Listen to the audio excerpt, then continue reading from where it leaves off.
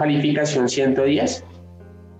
Un edificio con calificación 110, obviamente depende del nivel en el que estés trabajando, o sea, en LEED versión 4, estamos hablando de un edificio que seguramente es de altísimo desempeño energético, de altísimo desempeño en agua y con una calidad excepcional en el espacio interior. Ejemplos de esos edificios que puedan ver acá, desafortunadamente en versión 4 edificio completo, creo que no hay por ahora.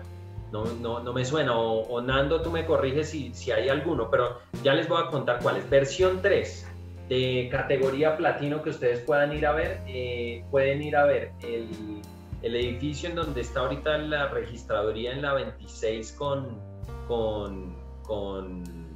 eso es con 68. Ese es un edificio que se llama Torre 26, es un edificio LEED platino, pero es para oficinas. La Contraloría. Dime, Germán. La Contraloría. Sí, ¿dónde está la Contraloría? Sí. Ah, yo dije registraduría, sí, no, Contraloría, perdón. La Contraloría. Creo que es el edificio Elemento, me parece que es el edificio Elemento. Elemento es el que está al lado, es Torre 26 es platino y Elemento también es platino. O sea, tenemos eso, ahí tienes cuatro bloques que son platino en su certificación. Sí, yo conocía ese. Sí, ese Elemento es también platino. Pero normalmente son edificios que tienen, como les digo, que tienen un desempeño energético importante. En otras ciudades, seguramente Medellín, podrían ir a ver el centro comercial Viva Envigado. Es un edificio LEED platino en versión 3. Es un centro comercial de los más grandes del país y es certificación LEED platino. Y digamos que los otros ya son un poco más pequeños. Normalmente los LEED platino son entre más grandes y más complejos los edificios, se hace un poco más difícil y más restrictivo el lograrlo. No quiero decir que no sea posible, pero pues sí requiere un esfuerzo mayor.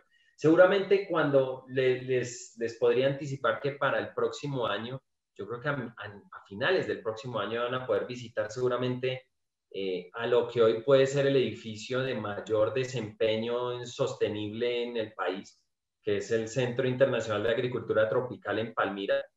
Específicamente el laboratorio de germoplasma, el nuevo laboratorio de germoplasma que está en construcción en este momento, que ese va a ser LEED platino en versión 4, lo va a lograr sin ningún problema, y la razón de fondo por la cual lo va a lograr sin ningún problema es porque está aspirando a una certificación incluso mayor, que es la que se conoce como Living Building Challenge, que esas nos pide básicamente ser triple net cero, cero energía, cero agua, cero residuos. Y digamos que aunque esa fue la filosofía con la que se construyó el edificio, algunos, digamos, en el proceso constructivo se ha ido cayendo un poco ese objetivo, ya sea por procesos de contratación, por premura de los contratistas y algunos errores en ejecución, pero el LEED platino se va a lograr sin ningún problema porque el concepto del proyecto iba un poco más allá. Entonces, ese proyecto que va a ser abierto al público, lo van a poder visitar, es un LEED platino versión 4 muy sólido que van a poder visitar seguramente el próximo año, a mediados o finales del próximo año. Esteban. Incluso ya pueden ver inmuebles tecnificados. Inmuebles tecnificados. ¿Muebles tecnificados? Inmuebles tecnificados, lo que mal dicho se denomina edificios inteligentes.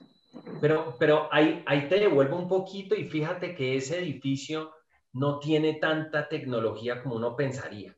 Realmente el éxito de ese proyecto en su eficiencia energética, porque era un edificio que apunta a ser neto cero, está en estrategias pasivas de reducción de energía que yo por lo menos en el país no he visto, desde laberintos térmicos, enfriamiento a través de la tierra, distribución de aire por vigas heladas, obviamente circuitos de agua helada y unos envolventes de altísima especificación, pero no tiene tanta automatización. Entonces, un poco simplemente para ya ir cerrando esto y avanzar un poco más, la alta eficiencia energética no está dada, y eso es uno de los primeros mitos que uno tiene, no está dada por la tecnología, está dada es por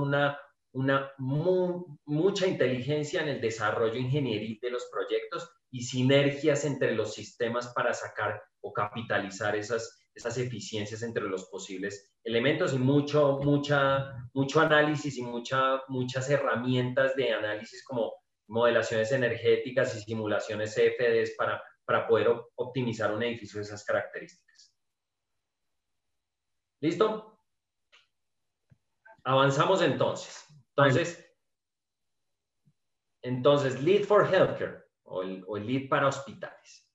Entonces, ¿qué es lo que pasa con Lead for Healthcare? Lo que pasa es que Lead for Healthcare cambia un poco la óptica. Ya les dije que normalmente la óptica está enfocada en energía, en agua, básicamente en la huella de carbono del edificio y en la huella, en la parte de sitios, que está también asociada mucho a la huella de carbono y emisiones de CO2 asociadas, bien sea por transporte o por consumo de energía. En los hospitales no es tanto eso. Realmente el enfoque de Lead for Healthcare el núcleo central está en la calidad del espacio que se provee al interior. Porque entienden que yo no puedo hablar de salud si yo no doy salud. Y la sostenibilidad de estos edificios está enmarcada en cómo yo capitalizo y cómo doy un espacio idóneo para lograr recuperar pacientes y brindar salud. No solo para los pacientes, y eso es una de las cosas que van a entender, sino también para nuestros funcionarios, para los médicos y todo el personal hospitalario que trabaja allá adentro.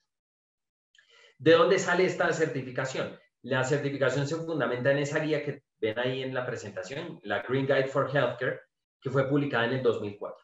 Salen con una guía que dice, venga, esto es lo que yo creo que debe ser un edificio verde en términos de hospitalarios. Y con esa guía se sienta el US Green Building Council, dice, oiga, esto está muy interesante, venga para acá y nos sentamos. Hacen un trabajo de 7 años. Y en el 2011 sale la primera versión de Lead for Healthcare, que dice, venga, esto es como lo vamos a entender, y sale de esa base de entender un poquito qué era lo que habían detectado primeros estos del Green Guide for Healthcare, que ya les estoy anticipando, efectivamente era la parte de calidad del espacio y no tanto la parte de energía. Entonces, fundamentalmente, ¿dónde están los puntos que hacen que un edificio sea sostenible en términos de LEED, o cómo lo entienden? Ellos dicen, además de lo que hacen los otros edificios, cualquiera de los de LEED, cambian a lo siguiente. Ellos dicen, venga, la salud va a estar en un tema de biofilia. Biofilia, ¿habían oído ese concepto? Si no lo habían oído, les pongo muy sencillo. Biofilia es esa conexión innata con la naturaleza. No, para esto yo les podría dar una charla, incluso tenemos un taller cuando hacemos proyectos de este estilo, hacemos un taller de biofilia que nos toma 4 horas el abarcar toda la filosofía de biofilia y echarle un poquito de cabeza, pero básicamente la biofilia es como les digo, es esa simbiosis que hay entre el hombre y la naturaleza y que está documentado científicamente que cuando yo tengo ciertos o activo ciertos elementos que digamos que vienen de cosas naturales, como luz natural, como el simple ver elementos verdes o ver vida, o sentir materiales que son naturales, como madera, piedra, etcétera, o temas de sonidos naturales, el sonido de los pájaros, olores de flores y demás, activa, dentro del cerebro, activa ciertas, o activa cierta la secreción de ciertas hormonas que reducen la presión arterial, que bajan los elementos de estrés, etcétera, etcétera. O sea, tiene un impacto fisiológico en la persona que está expuesta a estos elementos de biofilia. Entonces, ¿cómo lo hace el proyecto? Simplemente lo que dice es, venga, para hacer un hospital primero, y por eso el tema de hospitalarios, si ustedes se van a meter a esto de healthcare, es importante que lo involucren desde el concepto de proyecto. Porque él dice, venga, si va a traer biofilia, necesito que usted me deje espacios al aire libre, que ojalá tengan cosas verdes, para que pueda salir a descansar tanto el personal administrativo, el personal hospitalario, como los pacientes, pues obviamente pacientes que puedan salir a relajarse. Obviamente un paciente inmunosuprimido, un paciente que tenga estas condiciones, pues seguramente no lo puedo dejar que salga así como así de la UCI, pues a relajarse al parquecito que está al frente. Entonces, obviamente está ese espacio y entonces nos dice, mira cómo lo va a lograr.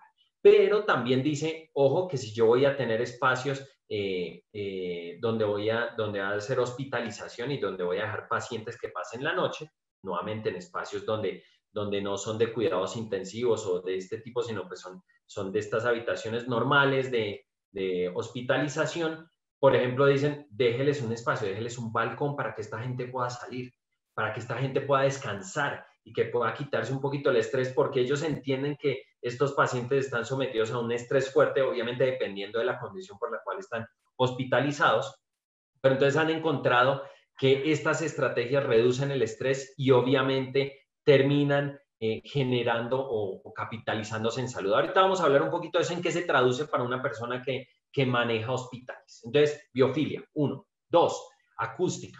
Entonces ellos han encontrado que es importante trabajar el tema de acústica para que los tratamientos y todo el tema de recuperación se pueda dar allí de una forma más tranquila y que la gente se pueda recuperar mejor.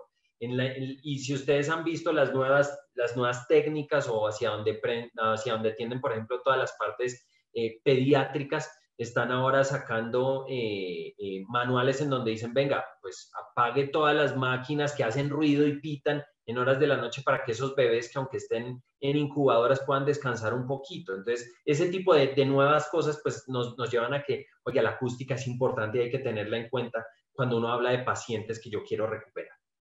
El tercero es luz natural y el acceso a la luz natural y vista al exterior, porque ya tienen evidencia de que esto impacta la recuperación y la velocidad de recuperación de sus pacientes. Por supuesto, calidad del aire y obviamente más en un escenario post-COVID donde vamos a tener todo esto. Por supuesto, ya teníamos toda la normativa ASHRAE 170 que nos rige para hospitales y demás, pero por supuesto esto se va a volver un tema crítico en los siguientes hospitales que vayamos a enfrentar, en donde nos hablan de calidad del aire exterior, temas de filtración, cómo se distribuye ese aire, si son difusores lineales de flujo laminar para que no haya una distribución de los gérmenes y que no haya una contaminación cruzada entre pacientes y personal hospitalario que atiende estas cosas. Entonces, ese tipo de cosas, LEED lo pone encima y dice, oiga, hay que trabajar este tema porque esto es muy importante. Por supuesto, el tema de renovaciones por hora y presurización para contener lo que hay que contener. Por supuesto, y ya para cerrar los 3 capítulos adicionales, y ahorita vamos a ver un poquito más aterrizado esto en ejemplos, nos trabajan un tema de química. Oiga, ¿qué materiales usted va a colocar dentro de esos espacios hospitalarios? Porque hay materiales con alto contenido de VOCs o que me emiten formaldehídos, un montón de cosas que pueden generar desde problemas sencillos como alergias respiratorias o de pronto congestión nasal o otras cosas, a cosas pues más complejas que pueden acarrear pues problemas respiratorios o cosas más. Entonces nos dicen, piense muy bien qué tipo de materiales usted va a poner dentro de sus espacios hospitalarios. El tema de agua, pero el tema de agua entendiéndolo dentro de un proceso hospitalario, ¿cierto? Ellos entienden que, por ejemplo, pues para nuestros equipos de diagnóstico, imagenología y demás, para no ir muy lejos, pues necesito agua helada para enfriar esos equipos. Todo eso saca un montón de calor y yo tengo unos ciclos de agua helada que recogen ese calor y se lo llevan para afuera. Entonces, LEED me dice, oye, ¿qué va a pasar con esa agua? ¿De dónde viene esa agua? ¿Cómo la va a manejar? ¿Cómo va a ser el correcto manejo para que esa agua, pues para que no gaste tanta agua en eso, ¿cierto? Y por supuesto, un uso racional de energía. Pero fíjense el orden en el que he seguido. El último es uso racional de energía. Y todo está fundamentado en un proceso de diseño transversal, integrado, y que se den las sinergias entre las distintas, técnicas que trabajan para un edificio hospitalario. Entonces, para ir ya cerrando un poquito el concepto, pues realmente el business case o la razón fundamental por la que yo voy a hacer Lead for Healthcare, pues no está en la reducción de los costos operativos por energía y agua. Realmente, obviamente esto tiene un asterisco gigante, porque depende de mi nivel hospitalario, ¿cierto? Si es un hospital nivel 1, un hospital nivel 4, pues los consumos de energía, pues simplemente por los sistemas de diagnóstico, imagenología y radiología, etcétera, pues van a ser radicalmente diferentes. Entonces, por eso tiene un asterisco. Pero digamos que en los hospitales de mayor complejidad, con mayores sistemas y demás, pues realmente lo que yo pueda hacer en eficiencia energética, en iluminación, pues realmente no me hace mucha cosquilla. Cuando tengo al lado un acelerador para hacer radioterapia, en donde yo consumo no sé cuántos megas para solo alimentar esos equipos, pues lo que yo pueda hacer en iluminación en una sala de espera, pues es absolutamente irrelevante. Entonces, hay que entender un poquito que por eso no se fundamenta en la eficiencia en energía y agua para esos hospitales de alta complejidad. Pero entonces, si consumo menos energía y agua, no es lo que atrae a los operadores a hacer Lead for Healthcare, Y aquí ponen algunos ejemplos. Entonces decían que, por ejemplo, aquí, bueno, Jim Muller, gerente de sistemas de ingeniería, decía que el costo energético de lo que yo puedo trabajar, obviamente sacando todos los equipos y sistemas, puede ser solo el 1% de todo el presupuesto que yo uso para manejar un edificio. Entonces, si usted me dice que va a reducirme un 30% el consumo, pues realmente me está hablando del 0.3 de mi presupuesto mensual de operación. Entonces, no me va a hacer mella. Obviamente, nuevamente, esto varía según el nivel del hospital. Entonces, por ahí no está el camino. Pero a pesar de eso, muchos hospitales se metieron en este tema y empezaron a mirar, venga, miremos a ver si esto tiene sentido. Y lo que encontraron al final y devolviendo la película fue muy interesante. Entonces, ¿qué encontraron? Pues encontraron que, bueno, primero había un tema de mitigación del riesgo por todo lo que les dije de filtración, pensar muy bien cómo hacer la distribución de aire y cómo voy a evitar que hayan contaminaciones cruzadas. Empezaron a ver que había menor rotación de personal y se quedaban más. Entonces, cuentan números, ahorita vamos a ver números específicos, pero en líneas generales habían reducciones en promedio en Estados Unidos estaban en el 11% y los certificados LEED estaban en el 2-3% de reducción de rotación de personal. Entonces, cuando yo puedo retener mi personal altamente capacitado, pues puedo ser más rentable. Los pacientes empezaron a costar menos, empezaron a recuperar más rápido. Y entonces terminó siendo más rentable el negocio hospitalario, pero no, nuevamente, no por ese ahorro en energía y agua en mis sistemas. Entonces, ¿qué pasó? Esto es lo que encontraban. Pues encontraban que obviamente estos doctores que están 24 horas dentro de estos espacios hospitalarios, cuando les doy espacios donde puedan relajarse, condiciones térmicas adecuadas, condiciones de iluminación adecuadas y demás, pues estaban más cómodos, rendían más y había menor rotación de personal y menor ausentismo porque se me enfermaban menos. Después encontraron que en los pacientes, por ejemplo, pacientes que simplemente tenían vista al exterior, no solo vista al exterior, encontraron que podían reducir el consumo de analgésicos en un 30% y las estadías se podían reducir hasta en un 30%. Entonces, por supuesto, hacían más rentable su operación hospitalaria. Y aquí otros, no me voy a detener en todos los números y de quién es el que avala esto, pero por ejemplo encontraron que en luz natural, los pacientes, las habitaciones que tenían ingreso directo al sol, se reducían en un 15% las estadías frente a los pacientes que no tenían acceso directo al sol. Entonces, nuevamente, esto es biofilia, sí, tiene un tema que no es tan tangible, pero lo que empezaron a encontrar es que, oiga, si yo le doy sol a mis pacientes, se me recuperan más rápido. Y entonces empezaron a trabajar en eso.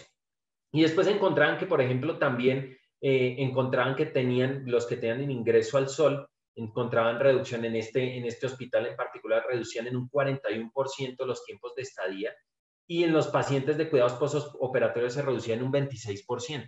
Entonces, pues por supuesto todo esto se volvía un montón de plata para los que administran y operan hospitales. Y después cuando miraron, bueno, ¿y qué pasa con las contaminaciones entre paciente y mi personal hospitalario? Pues que en estos edificios que están muy bien pensados, tema de presiones, distribuciones, filtraciones, etcétera, etcétera, pues había unas reducciones de hasta el 71% en esas contaminaciones y en esos casos de mi personal hospitalario que se enfermaba por los pacientes por una mala renovación o una inadecuada distribución de aire acondicionado. Entonces ahí es donde estaba el tema de la reducción de riesgos y reducían el ausentismo del personal, del 11 al 7% en este caso particular, pero ya les dije a modo general que estaban hablando del 11 al 3% en Estados Unidos. Al final de cuentas encontraron que eran mejores y más eficientes tratamientos con mejores resultados en pacientes. Y nuevamente no estaba apalancado en ese ahorro en energía y agua. Y por supuesto después empezaron a encontrar que cuando generaron una edificación que decían, oiga, yo estoy comprometido con su salud, entonces le puse el sello LEED for Healthcare, encontraron que era más fácil capitalizar estas donaciones o fondos de carácter filantrópico que les daba más plata, entonces atraían más fondos y podían, digamos, ser un poquito más rentables que la competencia.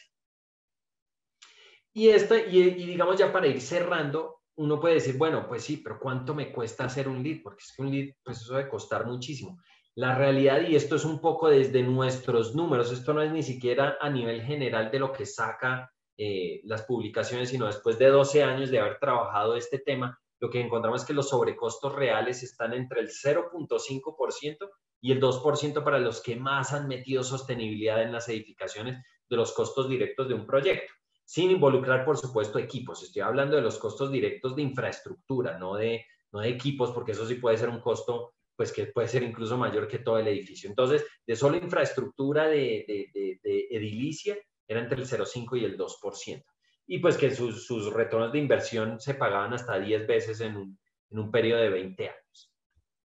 Entonces, eso era un poco lo que decía LEED, ¿cierto? Y digamos que eso era lo que estaban terminando de encontrar cuando empezaron a ver estos edificios certificados, y la certificación LEED for Healthcare ha ido evolucionando y ha ido apalancando estos procesos, obviamente enfocándose en esos beneficios que ya les expuse.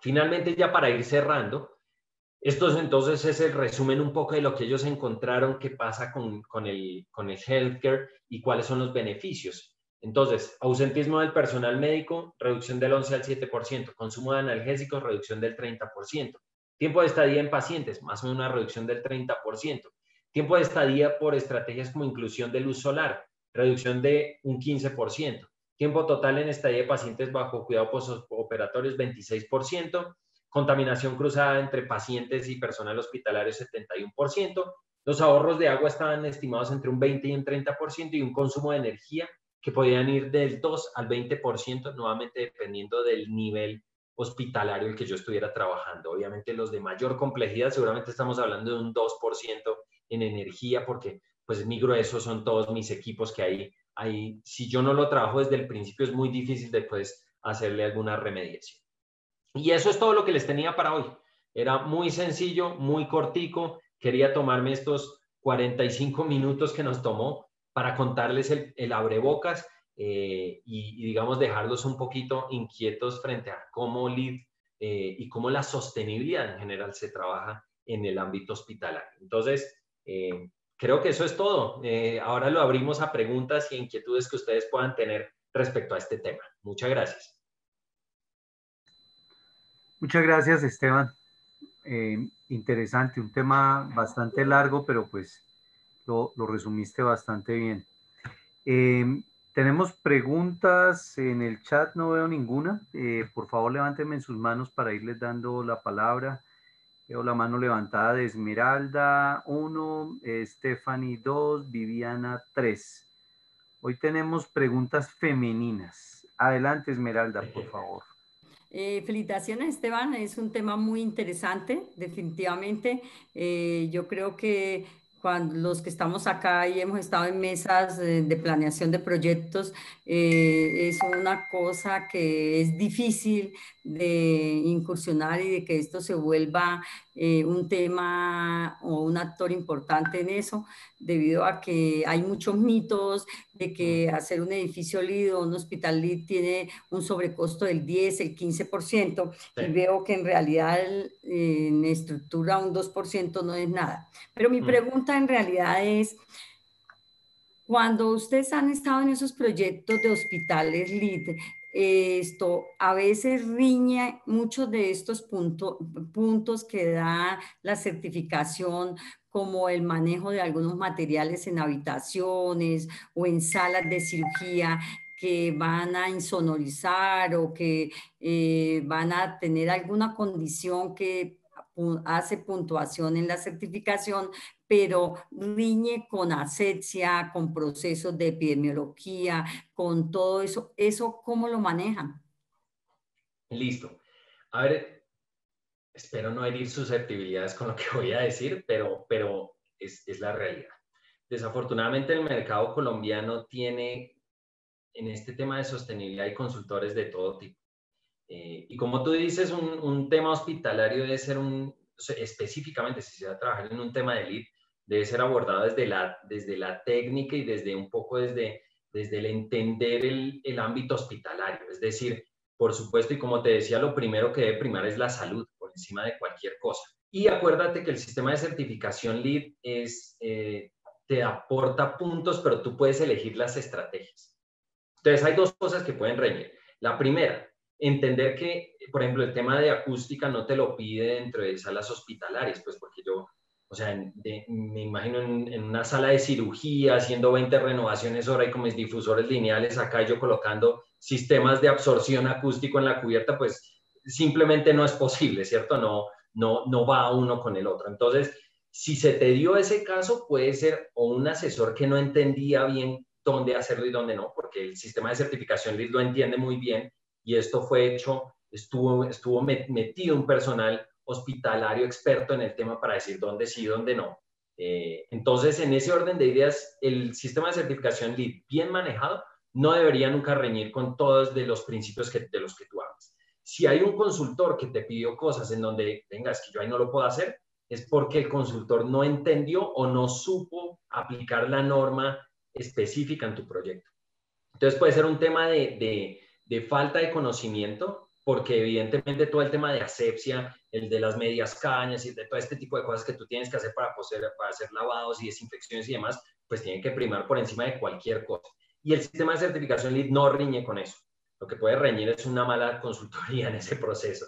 Pero en ese orden de ideas, simplemente para cerrarte, el sistema de certificación LEED sí tiene en cuenta eso, no riñe con nada de eso y por el contrario hacen una muy buena sinergia en dónde sí, dónde no, cómo hacerlo y qué hacerlo y que al final te capitalice y que te facilite procesos de asepsia, de desinfección y demás y que no riña con los procesos propios de un hospital. Es lo que te puedo decir porque obviamente lo que te puedo decir desde los hospitales que hemos manejado es que nunca hemos tenido esas riñas entre uno y otro. Entonces no necesitaría un caso específico para poder aterrizártelo, pero digamos desde la generalidad te digo que eso nunca debió ocurrir.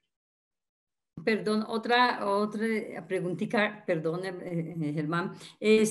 ¿Ustedes van de la mano con las normas que son tan versátiles y tan dinámicas en nuestro país para poder lograr una puntuación alta en toda la certificación LEED? Listo. La certificación LEED dice, y si tú te metes en el tema del LEED, lo primero que dice es, hágale caso a su normativa local. Punto 1. Después, míreme a mí. Si lo que yo le pido es de mayor exigencia a lo que usted tiene en su norma local, entonces me va a seguir a mí. Si su norma local es más exigente de lo que yo le pido, siga su norma local. En ese orden de ideas te curas en salud y nunca vas a ver un conflicto, sino por el contrario, te va a subir la barra en aquellos puntos en donde debería subirte la barra y te va a llenar algunos vacíos en donde la normativa local te los deja, pero nunca van a competir. Y como te digo, si la norma local es más restrictiva que la que dice LEED, vamos con la local. ¿Sí te responde esa pregunta? Sí, gracias, muy amable, Listo. sí, perfecto. Listo. ¿Sigo? Buenas noches, ¿cómo están? Esteban, muchísimas gracias. Yo creo que nos ilustraste muy, muy bien con los detalles de cada capítulo que aplica para proyecto hospitalario.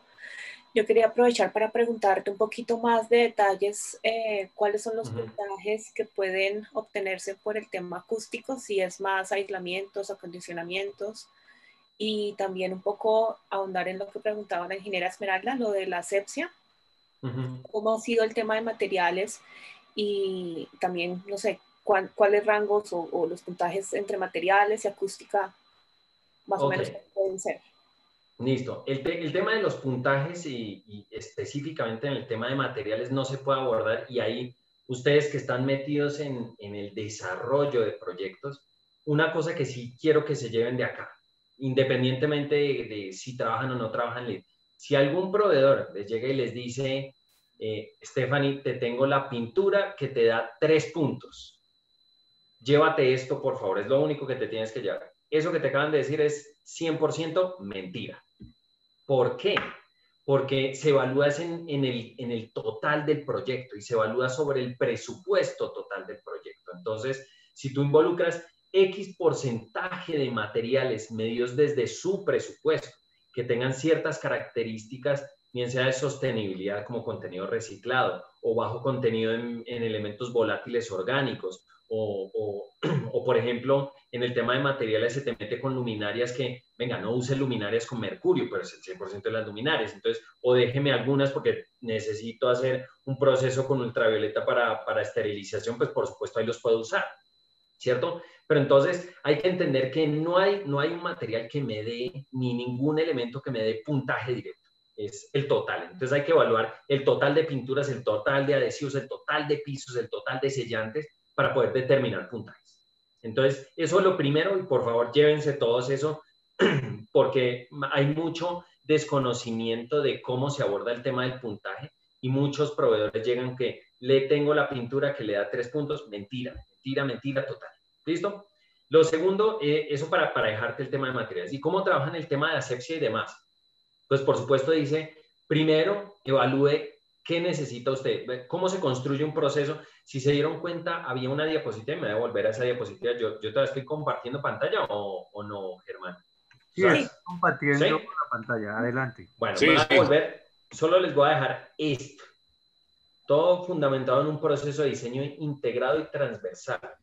¿Qué significa eso? ¿Cómo se construye un proceso de certificación LEED? El proceso de certificación LEED necesita no solo un consultor que sepa de LEED, sino se necesita una cosa que se llama el Commissioning Authority o un agente de comisionamiento. ¿Qué es eso puesto en español? Porque pues uno dice, bueno, ¿qué es eso? Básicamente una interventoría técnica, muy rigurosa. Entonces, lo primero que tú tienes que hacer cuando tienes un espacio es construir lo que llaman ellos el OPR. OPR es una sigla que significa Owner's Project Requirements, requerimientos de proyecto del dueño. Entonces, si tú eres la dueña del proyecto, entonces te digo, Stephanie, vamos a hacer 3 salas de cirugía. ¿Qué necesitas de esta sala de cirugía? Entonces tú me dices, yo necesito que esté a 68 grados Fahrenheit, que me mantenga 40% de humedad relativa, necesito difusores lineales puestos en tal, y necesito este espacio para que me quepan estos espacios, los monitores, etcétera, etcétera. Listo. Con ese lineamiento es que yo construyo el proyecto. No solo desde la parte de iluminación, desde la parte de aire acondicionado, sino también desde la parte de materiales. Porque ahí en ese tú me vas a decir, yo tengo que entrar y tengo que hacer los procesos de asepsia de esta y esta manera, entonces necesito esto, esto y esto. Y por eso normalmente en un OPR no está incluido solo el desarrollador, sino normalmente se mete en esa conversación a la gente de mantenimiento y operación. Para que me diga, es que yo uso estos químicos, uso estos solventes, uso estas cosas y lo hago de esta y esta forma. Y con eso, tú entonces lo que haces es básicamente un cóctel, lo metes en tu mixer y sacas el resultado de qué es lo que puedes usar y qué es lo que no. Y eso, entonces, cuando tú empiezas a armar tu proyecto, el arquitecto dice, yo quiero hacer esto, esto y esto, involucras a tus proveedores y les dices, vea, yo tengo que hacer estas cosas. ¿Qué materiales usted tiene que cumplan estas características? Entonces, tengo esta y esta pintura, no sé qué, tengo estos cielos rasos que son de asepsia, perfectos para hospital y no sé qué. Ok, iluminarias de este y este tipo que son perfectas, pues por supuesto para espacios de cirugía, para ir, pues ese tipo de elementos que son específicos de espacios hospitalarios. Entonces, con eso es que tú construyes. Y entonces, a la final, tú lo que haces es construir muy bien esos lineamientos que requieres de operación y de mantenimiento para darte la solución. No viceversa, porque si no vas a empezar a pelear unas con otras. Y el tema de puntaje, pues a la final, y una de las cosas que es importante en el tema de LEED, que otro mensaje que quiero que se lleven es que el tema de puntaje, por supuesto, es importante, pero lo más importante es hacer un proyecto bien hecho.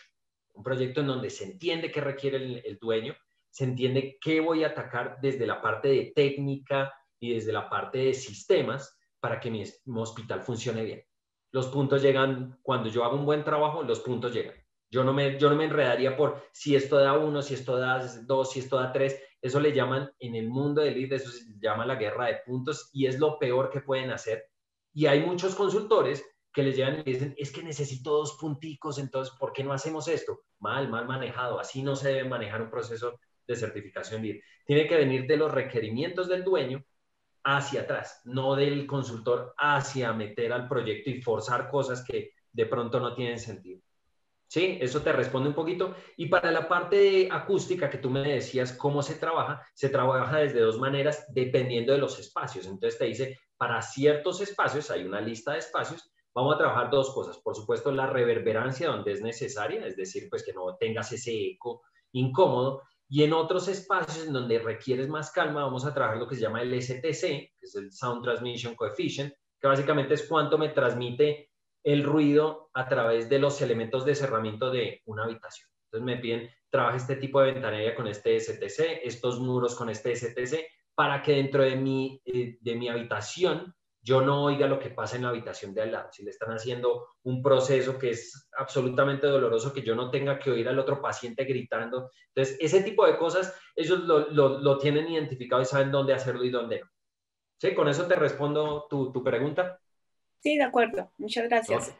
Cuando hablamos de lo de los puntos es lo del scorecard, porque a veces he visto que la cambian mucho, como que lo que acabas de decir, que por 2 puntos que tienes. No, ahí estás, ahí sí como dice la vivienda, estás en el lugar equivocado, porque no debería hacerse así. Realmente uno solo debería solicitar puntos cuando, no sé, las únicas veces que lo hemos hecho es cuando el cliente me dice, oiga, es que yo le prometí a la junta directiva que íbamos a llegar a oro y estamos logrando 58 puntos, pero ya al final de todo el proceso. Y le decimos, bueno, pues miremos qué podemos hacer y entonces empezamos a escarbar si hacemos esta y esta, de pronto. Pero eso se hace ya al final. En el proceso debería hacerse lo que el dueño quiere y entregarle lo que el dueño quiere. Y Listo. funcionando adecuadamente, sin forzar nada. Si no, está mal manejado, no está abordado por una razón fundamental, y con esto te cierro. La sostenibilidad se trabaja en 3 pilares, ¿cierto? La sostenibilidad siempre hablan que es las 3 P's, como hablan en inglés: People, Planet y Profit. ¿Qué significa eso? Que yo tengo que tener en cuenta el medio ambiente, por supuesto, energía, agua, huella de carbono, todo ese tema. Entonces eso es Planet. People, porque yo no puedo dejar de lado la gente si yo hago espacios que no son para la gente y que funcionen bien. Y el Profit, pues que esto es un negocio. La gente tiene presupuestos. Yo no puedo hacer sostenibilidad de expensas de una chequera abierta. Entonces tengo que meterme en los presupuestos y tengo que entender qué es lo que quiere y con eso yo qué puedo lograr. Si esas 3 cosas no están balanceadas, no estoy haciendo sostenibilidad. Si yo llego y te digo, Stephanie, necesito 1 megavatio de fotovoltaica en la cubierta para cumplir mis puntos, pues chao, se fue la sostenibilidad porque no hay quien pague eso. Y de pronto me lo hacen, pero después van a decir, no haga lead porque es que esa vaina le cuesta el 25% más de lo que yo tenía presupuestado. Entonces es un mal manejo, es un mal manejo. Entonces, para que lo tengas claro. Muchísimas gracias. Vale. Muy bien, tiene la palabra Viviana. Hola, buenas noches. Yo soy Viviana Palacios, soy ingeniera civil de la empresa Gruxa, sistema de puertas. Tengo 3 preguntas hoy. Dale. ¿Cuál sería como la ganancia para que un cliente o un dueño de un proyecto hospitalario tome la decisión de utilizar este tipo de certificación? ¿Qué le haría a él generar esa diferenciación en el mercado que sea así para él muy, muy visible y rápidamente aceptable? Sí. Esa es una. Dale. ¿Te la respondo al final o de una? Como quieras. Voy a hacer la otra. Dale. ¿Cómo podríamos hacer como equipo, si decides seguir como Misión Imposible con nosotros, para que esa filosofía colombiana tome la decisión de hacer este tipo de certificaciones? ¿Qué digamos, qué opciones han pensado ustedes como empresa de que podríamos llegar y tocar el corazón y el conocimiento de este medio? Esa es otra. ¿Qué debemos hacer? ¿Qué podríamos hacer? Y la otra es cuando estamos hablando específicamente de la certificación HealthCard, donde decimos que hay que generar espacios que sanen. Cuando yo hablo de espacios que sanen, a mí me afecta bastante en mi unidad de negocio como empresa, que es generar los aislamientos o zonas de estanqueidad. Hablo de puertas herméticas o puertas con determinadas condiciones que ayudan a garantizar esto. Pero el cliente efectivamente, tú hablabas de que las 3P, bueno, listo, pero el cliente solo se asusta con el presupuesto y no ve que eso es una inversión a futuro. No sé qué tanta importancia ustedes le pueden ver a una puerta que cumpla unas condiciones como mínimas en este caso, o óptimas, si fuera lo ideal, para generar este tipo de condiciones que se piden en este tipo de certificaciones. Claro. Entonces, vamos por partes. La primera era, ¿me recuerdas cuál era la primera? Era la de... Porque un cliente o un dueño de un proyecto toma la decisión de hacer este tipo de certificación. ¿Qué plus le da? Listo. El plus te lo acabo de dar. O sea, no...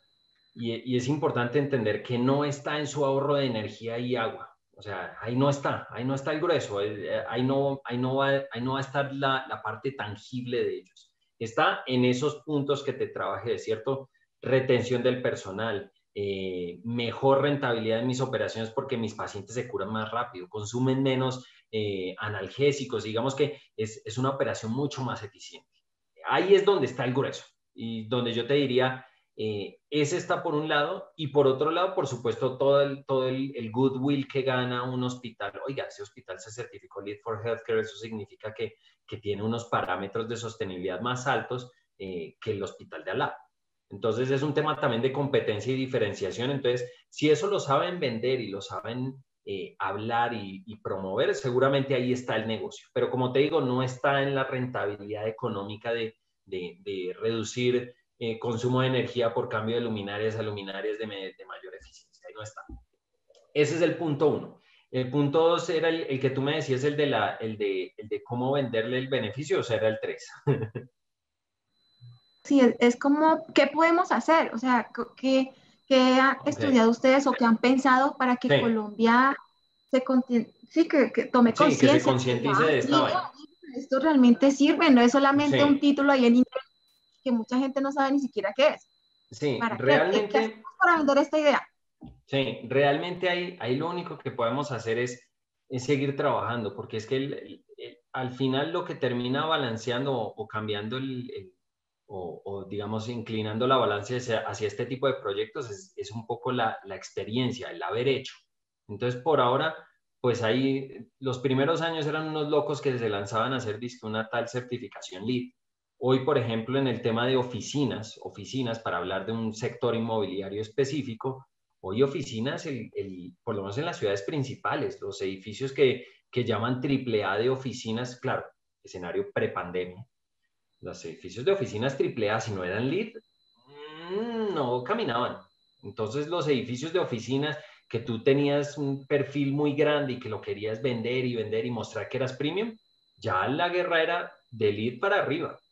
Y eso es un tema que en las ciudades principales se estaba dando y era una guerra continua entre los desarrolladores inmobiliarios. Entonces, así como en ese se dio, que ese sí vienen trabajando desde el 2009, desafortunadamente en el tema hospitalario han sido muy pocos los que se han lanzado a hacer esto, ¿cierto? Por ahora, de nuestra parte, ¿qué hospitales hemos trabajado? Hemos hospitado la clínica de la FACURE, que es el hospital de sanidad militar, que ese es uno que está certificado LEED. Ahorita estamos trabajando el centro oncológico de Luis Carlos Sarmiento Ángulo ahí en la 170, que va a ser LEED. Estamos trabajando los edificios de Salud Vegas allá en la avenida Las Vegas en Medellín, que también va a ser LEED. Y estamos trabajando la clínica oncológica Astorga también en Medellín, que también apuntaba a certificación LEED, entre otros edificios hospitalarios que quedan en el oriente antioqueño. Pero por ahora, realmente el tema hospitalario lo cuentas con los dedos de la mano. Realmente son pocos los que se han lanzado, entonces todavía no hay esa masa crítica que balancee y cambie un poco la percepción y digan, oiga, es que hacia allá tiene que ir el tema, porque todavía no hay suficientes datos para poder tener lo que te digo, una base de datos sobre la cual tomar decisiones. Pero en la medida en que estos hospitales empiecen a salir y empiecen a ver las diferencias, oiga, qué interesante lo que están haciendo allá, oiga, vio esto que están haciendo acá, eso va a balancear un poco. Y para contarles cosas que están pasando detrás de, que uno a veces no ve, por ejemplo, en el hospital, ahora se me fue el nombre de ese hospital. Bueno, pero ya lo están viendo en varios hospitales, en varias de las clínicas principales del país. Lo que estamos viendo es que están involucrando estrategias de biofilia en las salas de espera y, por ejemplo, en las salas de imagenología, que ponen paisajes de árboles cuando te van a meter dentro de un tag. Pues eso no es porque a un diseñador de interiores se le ocurrió y dijo, oiga, se ve bonito el árbol, sino porque entienden que cuando tienen contacto con ese tema de biofilia, se bajan las pulsaciones, baja el ritmo cardíaco, le bajo el estrés y pues lo puedo meter a un tubo que es espantoso, pero puedo sacar las imágenes, entonces le genera un espacio de mayor calma. Y eso también se está viendo, por ejemplo, lo que les decía, en las clínicas de oncología, están trabajando eso porque son pacientes que no solo están inmunosuprimidos, sino que están bajo un estrés muy grande porque se están enfrentando un cáncer. Entonces, ese tipo de estrategias ya se están empezando a trabajar de manera transversal, lead o no lead. Y entonces el paciente empieza a decir, oiga, es que qué chévere esa sala de espera, qué rico, oiga, estaba muy bien porque está decorada con árboles y con cositas y le ponen texturas de madera. Y nuevamente, eso no es un diseño interior bonito, sino que tiene una ciencia detrás que está avalada en números que me permite que esa gente se sienta más cómoda y que por ende se recupere mejor. Entonces, ya hay un detrás de, y aunque no lo hablen directamente, ya varias clínicas están haciendo esos cambios, involucrando esas cosas, que pues es simplemente ir a ver a los hospitales principales de nuestras ciudades para ver que eso ya lo están involucrando. Entonces, para resumirte la pregunta es, pues nos toca esperar a que tengan esos datos y que la masa crítica se vuelque definitivamente hacia allá, y el acelerarlo, pues cuando hayan esos casos de éxito buenos, pues mostrarlos y decir, vea qué interesante ese hospital, ¿cierto? Y así es que se genera masa crítica y se cambia un poquito la percepción del país, que a veces también dicen, no, es que eso aquí para Colombia no aplica, y eso también es una mentira total. Y la tercera, ¿qué puedes hacer tú con tus puertas que sellan, que no sellan, de la presurización, de más que cómo le muestro sus valores agregados? Ahí es donde los procesos de certificación, lead o no lead, pero lead tiene otra herramienta. Te dije el consultor, te dije el comisionador o esta interventoría técnica rigurosa. Y el tercer elemento que necesitas es un modelador energético. El modelador energético te hace simulaciones de todo lo que necesitas del edificio para mostrar las diferencias entre X y Y, y que un cliente pueda decir, oiga, es que si uso esa puerta, para darte un ejemplo, estás trabajando un tema de presurización. Entonces yo le digo, pues si usted coloca este tipo de elemento con este elemento que aguanta estas presurizaciones, y puedo mantener una diferencia de 15 pascales entre el espacio A y B, y de esa manera puedo lograr la eficiencia energética de ese A, vea, esto se traduce en tanto en su factura. Y puedo hacer, por ejemplo, simulaciones como CFD, que es dinámica computacional de fluidos, entonces puedo hacer los dos espacios y puedo ver si hay contaminación cruzada entre los dos por elementos que no sellan correctamente. Entonces yo puedo decir, pues si yo estoy en un espacio en donde, digamos, cualquier cosa, que es nuevamente un hospital oncológico, y tengo pacientes inmunosuprimidos en donde necesito mantenerlo bajo unas condiciones adecuadas de presurización y evitar contaminación cruzada, le pongo estos elementos que no sellan adecuadamente, pues a través de un CFD es muy fácil mostrar que si ese no es el cerramiento adecuado, pues es posible esa contaminación cruzada y que esos pacientes pues se vean comprometidos por un elemento que no está siendo usado o que no está especificado correctamente. Entonces, mi respuesta es apoyarte en el agente, en esa interventoría técnica elevadísima que te va a dar esas respuestas. Te va a decir, no, porque es que ese elemento no soporta 15 pascales, que es lo que necesitamos según el OPR entre este espacio A y B, entonces va a haber comprometido esto, y activan la modelación, y entonces dice, vea, es que esto es lo que pasa, y vea la partícula, lo que pasa y se mueve, entonces va a comprometer al paciente inmunosuprimido. Entonces, es el uso de las herramientas que te pone, porque LEED se ve muy bonita la placa, pero realmente lo que te pone sobre la mesa es un montón de herramientas para validar y construir esto de manera adecuada. Entonces, usa esas herramientas, usa el modelador energético, usa el comisionador, el commissioning agent o esta interventoría, para que te apoyen y que te digan, pues sí, Viviana, eso es lo que necesitamos, porque es que si no, no va a cumplir con las especificaciones que usted quiere, señor cliente.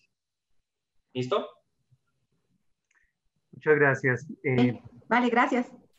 Tiene la palabra Claudia Betancourt, luego Carlos Tavera, luego el iPhone de Gleda y luego María Claudia. Adelante, Claudia.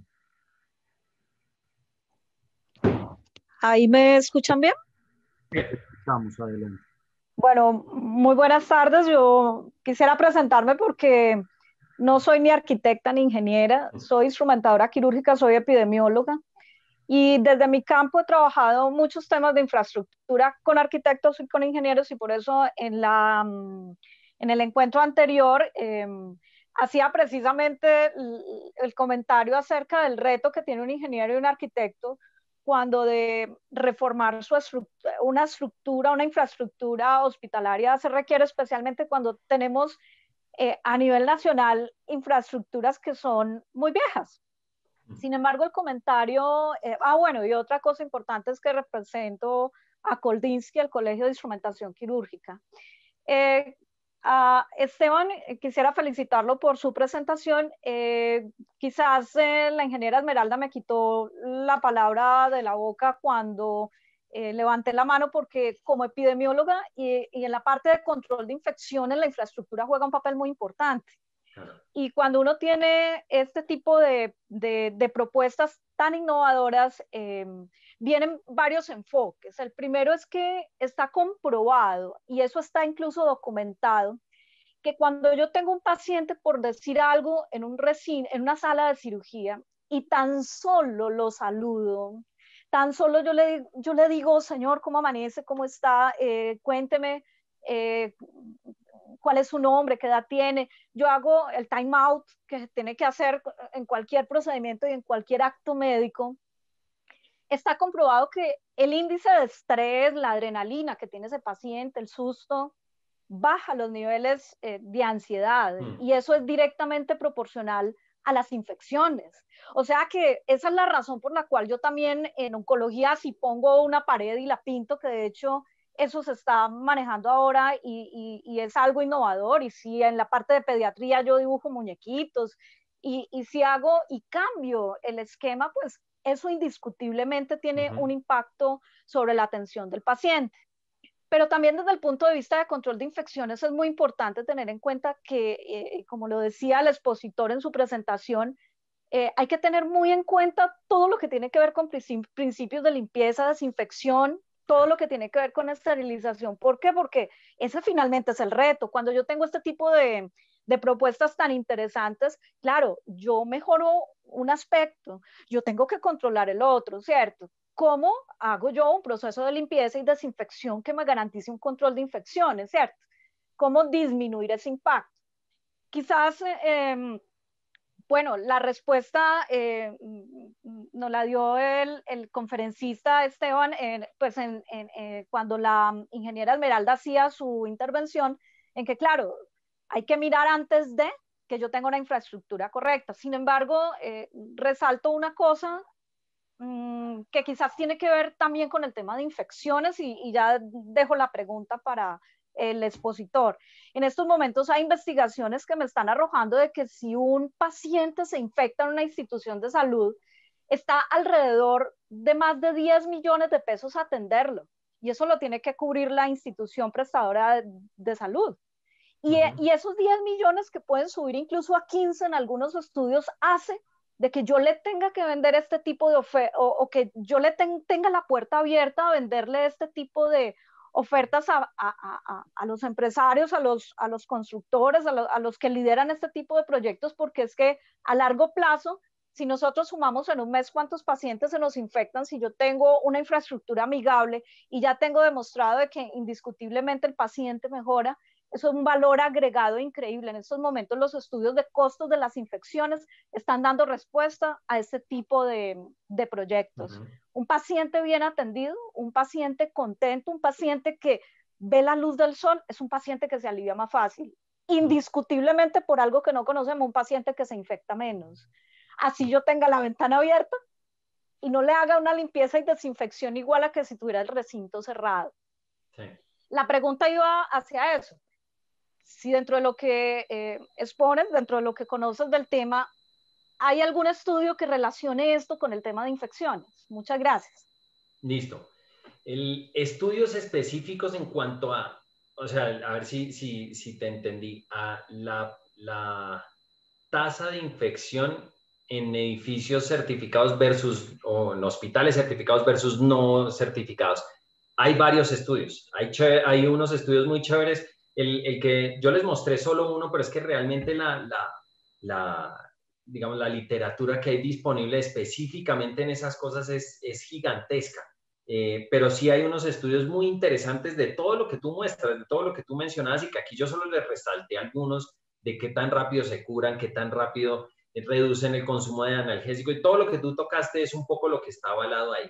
Pero definitivamente, más allá de lo que pueda pasar con el paciente, cuando se logran efectivamente cosas que, por ejemplo, y es que es increíble, yo sé que no es bonito señalar, pero a veces desafortunadamente el desconocimiento, sobre todo en nuestros sistemas de aire acondicionado y de ventilación en el país, son bien malos, son bien limitados, entonces casi que los instaladores, cuando yo contrato un instalador, señor X, Frío Plus, por poner cualquier empresa que no existe, Frío Plus no existe. Entonces, Frío Plus, venga y me instala mi sistema de aire acondicionado.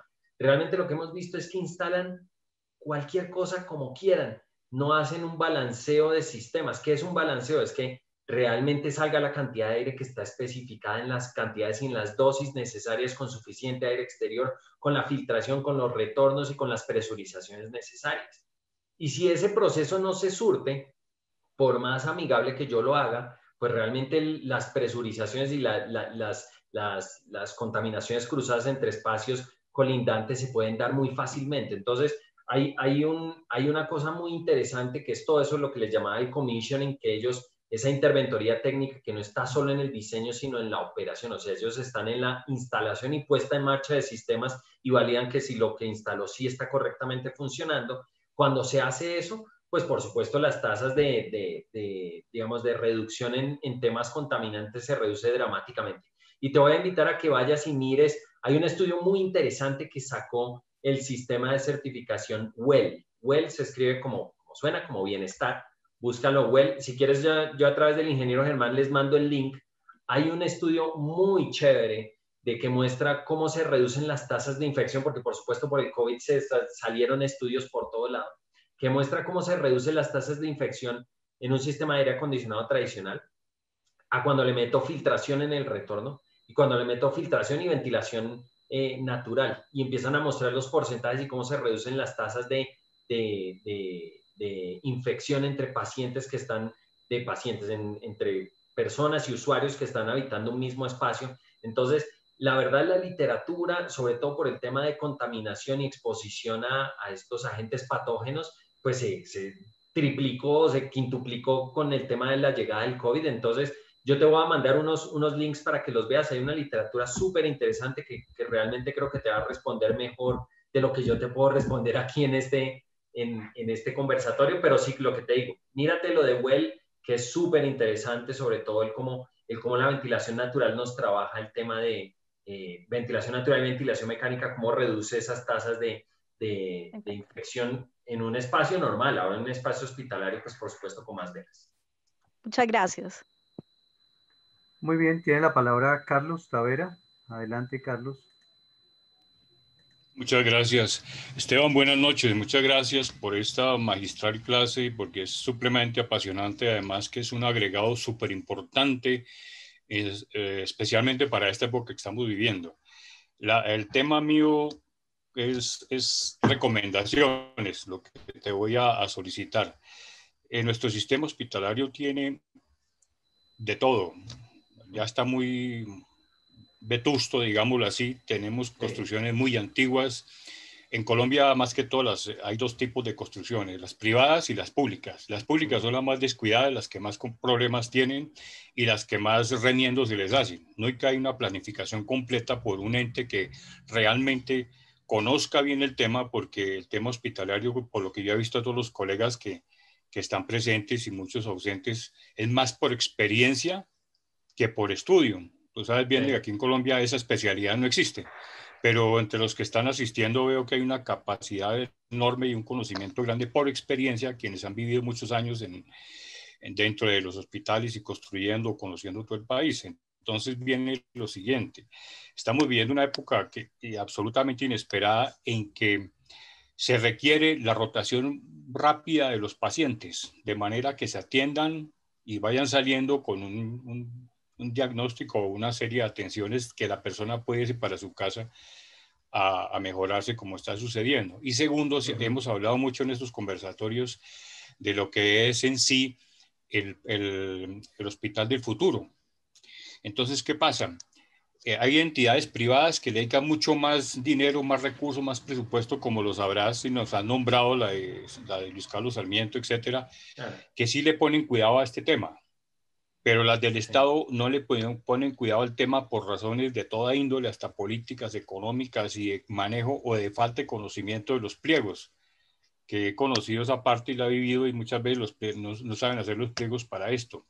Entonces, buscando la forma de ser más humanos, más humanizados con la gente y agilizar, y servirle mejor a la gente, porque los mismos médicos están protestando que ya están cansados de atender a la gente y que la gente no cumple todo lo que está pidiendo ahorita. Dentro de lo que has encontrado a nivel público y privado también, ¿cuáles son las recomendaciones que tú nos harías para tener más en cuenta? Y no es el hecho de marcar puntos, porque dijiste una cosa muy importante. Hay que hacer buenos proyectos bien dirigidos y bien asesorados. Eso lo considero que son los factores más importantes. Pero sí, en la experiencia que has tenido, me imagino que hayas acumulado una serie de recomendaciones ya por las diferentes frentes de trabajo que has tenido, que nos puedas sugerir para ir aplicando y teniendo en cuenta para proyectos de los que se hacen por remodelación o los nuevos proyectos que a veces son muy pocos, para que nosotros podamos, digamos, tener en cuenta que se está fallando mucho en la aplicación de estas normas. Sí. Listo, Carlos. Si tú me tuvieras, si me preguntas y que te dé el input de cuál es el foco en donde debe estar, yo les digo es aire acondicionado. El ejemplo te lo di perfecto y realmente el problema de fondo es que desafortunadamente las interventorías, y aquí habla, obviamente generalizar no es bueno, pero digamos a modo general, las interventorías son muy buenas en el tema de ejecución, ¿cierto? En el de mantener un cronograma controlado, presupuestos, avance de obra y digamos el presentar esas cosas son absolutamente buenos, impecables y tenemos unos profesionales absolutamente capacitados para eso. Sin embargo, cuando esas interventorías tienen que hacer la supervisión e instalación de los sistemas electromecánicos del edificio, empezamos a ver algunas falencias. Seguramente el eléctrico es más hábil y en la parte eléctrica, aunque se pueden ver fallas, normalmente las interventorías son capaces de entregar un proyecto eléctrico suficientemente bueno y que cumpla con unas especificaciones mínimas. En iluminación pasa lo mismo. En la red contra incendio ya empezamos a ver algunos problemas y dependen mucho de su subcontratación y que el proveedor haga las cosas bien. Pero seguramente el sistema más complejo y el que menos cuidado le prestan y que menos capacidad tienen de responder las interventorías es el sistema de aire acondicionado. Hay un desconocimiento absoluto que no es solo desde las interventorías, sino desde el mismo instalador. Cuando un instalador no sabe cómo balancear un sistema de aire acondicionado, que es el punto 1, ¿cierto? Oiga, ¿para qué sirve un balómetro? ¿Qué es eso? Entonces, bueno, ya arrancamos mal, ¿cierto? Cuando uno empieza el balanceo del sistema hidrónico, el sistema de aire acondicionado, sistemas de filtración, mantenimiento de sistemas de aire y la correcta instalación y ejecución de simples elementos que seguramente un ingeniero sin mucho entrenamiento puede ver, ¿es cierto? Si yo cojo una ductería de aire acondicionado y lo giro 90 grados y le hago un giro súper abrupto, pues no necesito ser un ingeniero de la NASA para darme cuenta de que seguramente el caudal que debería venir por ahí pues se va a reducir dramáticamente por un tema específico que se llama caída de presión. Entonces pues le forzo y entonces pues evidentemente eso va a pasar. Y la cantidad digamos de errores en la ejecución, tanto en la ductería como en las tuberías, en la instalación de bombas y demás, y de ahí todo lo que se desagrega mejor dicho, es innumerable la cantidad de errores que uno encuentra.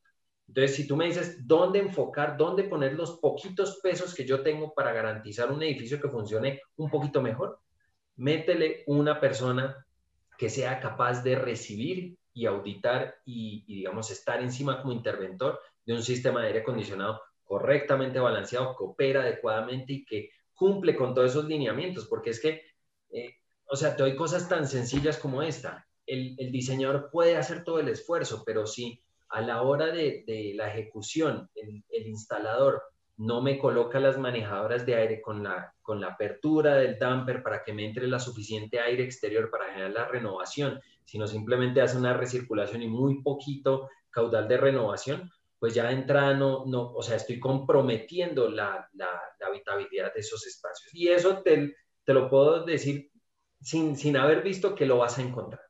Vas a encontrar problemas de balanceo, problemas de renovaciones de aire, número de renovaciones hora, espacios que no cumplen ni con normativa local, ni con ASHRAE 170, ni con nada de eso. Incluso hemos encontrado hasta barbaridades como espacios de cirugías en donde ponen un fan coil a recircular para tener frío el paciente. O sea, son unas cosas que uno dice, pero Dios mío, o sea, esto no, simplemente no debería ni siquiera existir. Entonces, por eso, simplemente para cerrar, si hay algo donde tienes que mirar, aire acondicionado. Ahí está la clave para que por lo menos nuestros pacientes dejen de enfermarse tanto por ir a un espacio hospitalario mal, porque un sistema de aire acondicionado mal ejecutado es un elemento que me va a ayudar o que va a difundir mejor dicho, va a infectar más pacientes de los que yo. Exacto. Contaminante. Un elemento contaminante brutal. Entonces, ese es el primero en el que yo debería trabajar. Ok, muchas gracias, Esteban, muy amable. Listo. Tiene la palabra la persona que dice iPhone de Gleda. Hola, buenas noches. Mi nombre es Gleda Roncancio, soy médica. En este momento estoy encargada de todo lo del Comité de Emergencias Hospitalarias en la institución donde yo trabajo. Mi pregunta es, en el caso del galardón seguro, de los hospitales de galardón seguro, ¿qué especificaciones o tú qué nos aconsejas para los lineamientos y o especificaciones que se van a tener especialmente a nivel de las paredes, el puntaje de la pintura, el grosor de las puertas y si tiene alguna dirección o si eso se maneja estándar? ¿Frente a la certificación LEED o la de...? Sí. ¿Sí? Sí, señor. Listo. Sí. A ver, entonces vamos por partes. Entonces, frente al tema de acabados, de pinturas y demás, ¿sí? Que es una primera parte que me preguntas. Nuevamente la respuesta es entender muy bien cada espacio hospitalario y qué es lo que tú requieres para su operación. Realmente el tema de puntajes y cómo se maneja es una cosa absolutamente secundaria, pero de cualquier manera sí vas a encontrar productos en el mercado que cumplen con especificaciones de bajo contenidos de VOCs y este tipo de cosas que promueven la salud y que además cumplan con todas las especificaciones que tú necesitas para un espacio hospitalario. Entonces, como te dije y como les he dicho a todos, lo primero es entender muy bien el funcionamiento del espacio, qué es lo que requiere mi desarrollador de proyecto y digamos, la persona que va a administrar el espacio hospitalario para que yo le pueda dar toda la infraestructura necesaria y que lo haga de manera correcta.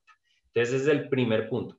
El segundo punto que tú me decías respecto a la apertura y cierre de puertas y para dónde debe abrir o cerrar, la respuesta, normalmente cuando uno va a determinar esas cosas, lo que uno debe hacer es un estudio o hace un análisis es de las presiones colindantes, es decir, yo coloco los dos espacios, la cantidad de espacios que yo vaya a analizar, miro qué presiones estoy manejando en cada espacio, si son presiones positivas o negativas, y yo como diseñador mecánico debería tener la capacidad de poder decir de dónde quiero que vaya desde el cuarto A al cuarto B, a través de presiones, ¿cierto? A través de infiltraciones entre un espacio y evitar contaminación cruzada entre espacios colindantes. Entonces, es un trabajo muy cuidadoso entre el diseñador mecánico, entender muy bien los requerimientos del dueño y entender hacia dónde yo quiero que fluyan los ciertos elementos contaminantes, ¿cierto?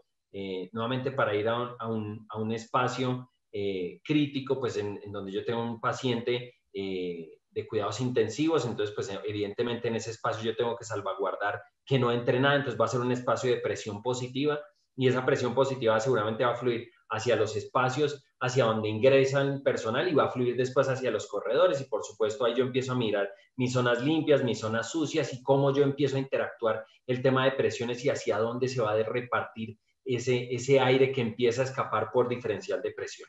Entonces, cuando yo entiendo eso, entonces entiendo hacia dónde debe abrir o cerrar la puerta para evitar o para presurizar el espacio o para despresurizar el espacio. Si yo necesito despresurizar, pues habría hacia un punto. Si necesito presurizar, debes, por el contrario, en la medida en que yo inyecto aire, debes cerrarlo y sellarlo un poco más. Entonces, el hacia dónde debe abrir te lo dicta es la presurización y hacia dónde yo quiero y cómo quiero que se comporte ese flujo másico de aire que yo tengo entre el punto A y el punto B. No sé si con eso te respondo la pregunta que tenías. Sí, de verdad, muchas gracias. Mi pregunta es, dependiendo de la presurización que tú me dices, eso lo debemos tener en cuenta en cada uno de los sitios, digamos, en las unidades, en neonatal, en la UCI, a nivel del área quirúrgica y en urgencias como tal, ¿verdad?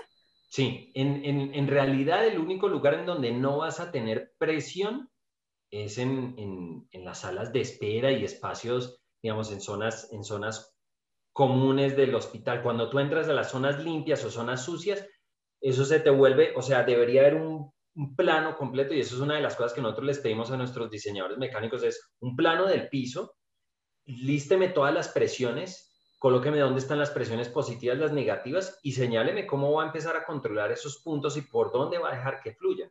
Y en ese orden de ideas, entonces ya tengo la especificación de qué, los cerramientos de cada espacio, qué especificaciones deben cumplir para mantener la presurización y en qué punto sí voy a permitir que salga o no que salga esa sobrepresión para poder aliviar los sistemas. Y por supuesto eso trabajarlo de la mano con la cantidad de CFMs que yo meto en cada uno de los espacios, y nuevamente eso redunda en el balanceo correcto de los sistemas de aire acondicionado para que todo ese flujo sí se dé de manera adecuada y que nunca tenga unas contaminaciones cruzadas entre espacios, zonas sucias y zonas limpias en todos estos espacios hospitalarios. Gracias, muy amable. Listo. Tiene la palabra María Clara. Por favor, prende tu micrófono, María Clara, lo tienes apagado. Claro, gracias. Buenas noches. Agradezco mucho el espacio que el arquitecto Cortés y el ingeniero Cortés abren en estas sesiones. Y muy interesante lo del ingeniero Martínez. Yo quiero hacer dos pequeños aportes. Me tocó trabajar en interventoría muchos años y obviamente como arquitectos no tenemos a veces el conocimiento de la parte de ingenierías mecánicas para hacer la interventoría del aire acondicionado adecuada. Una sugerencia que hago y es ligar que el diseñador, que hay unos diseñadores excelentes que sí tienen un manejo muy bueno del tema con norma internacional y todo, estén vinculados durante el proceso de entrega, de ejecución y entrega. O sea, que el contrato de diseño no es hagan el diseño y salen y se van, sino que hagan un acompañamiento para que verifiquen que lo que está diseñado y especificado sí se cumpla. Entonces, esa fue nuestra estrategia, porque como arquitecto no tenía el conocimiento, o como ingenieros civiles a veces tampoco se tiene el conocimiento, pero sí tener de la mano la ayuda del diseñador.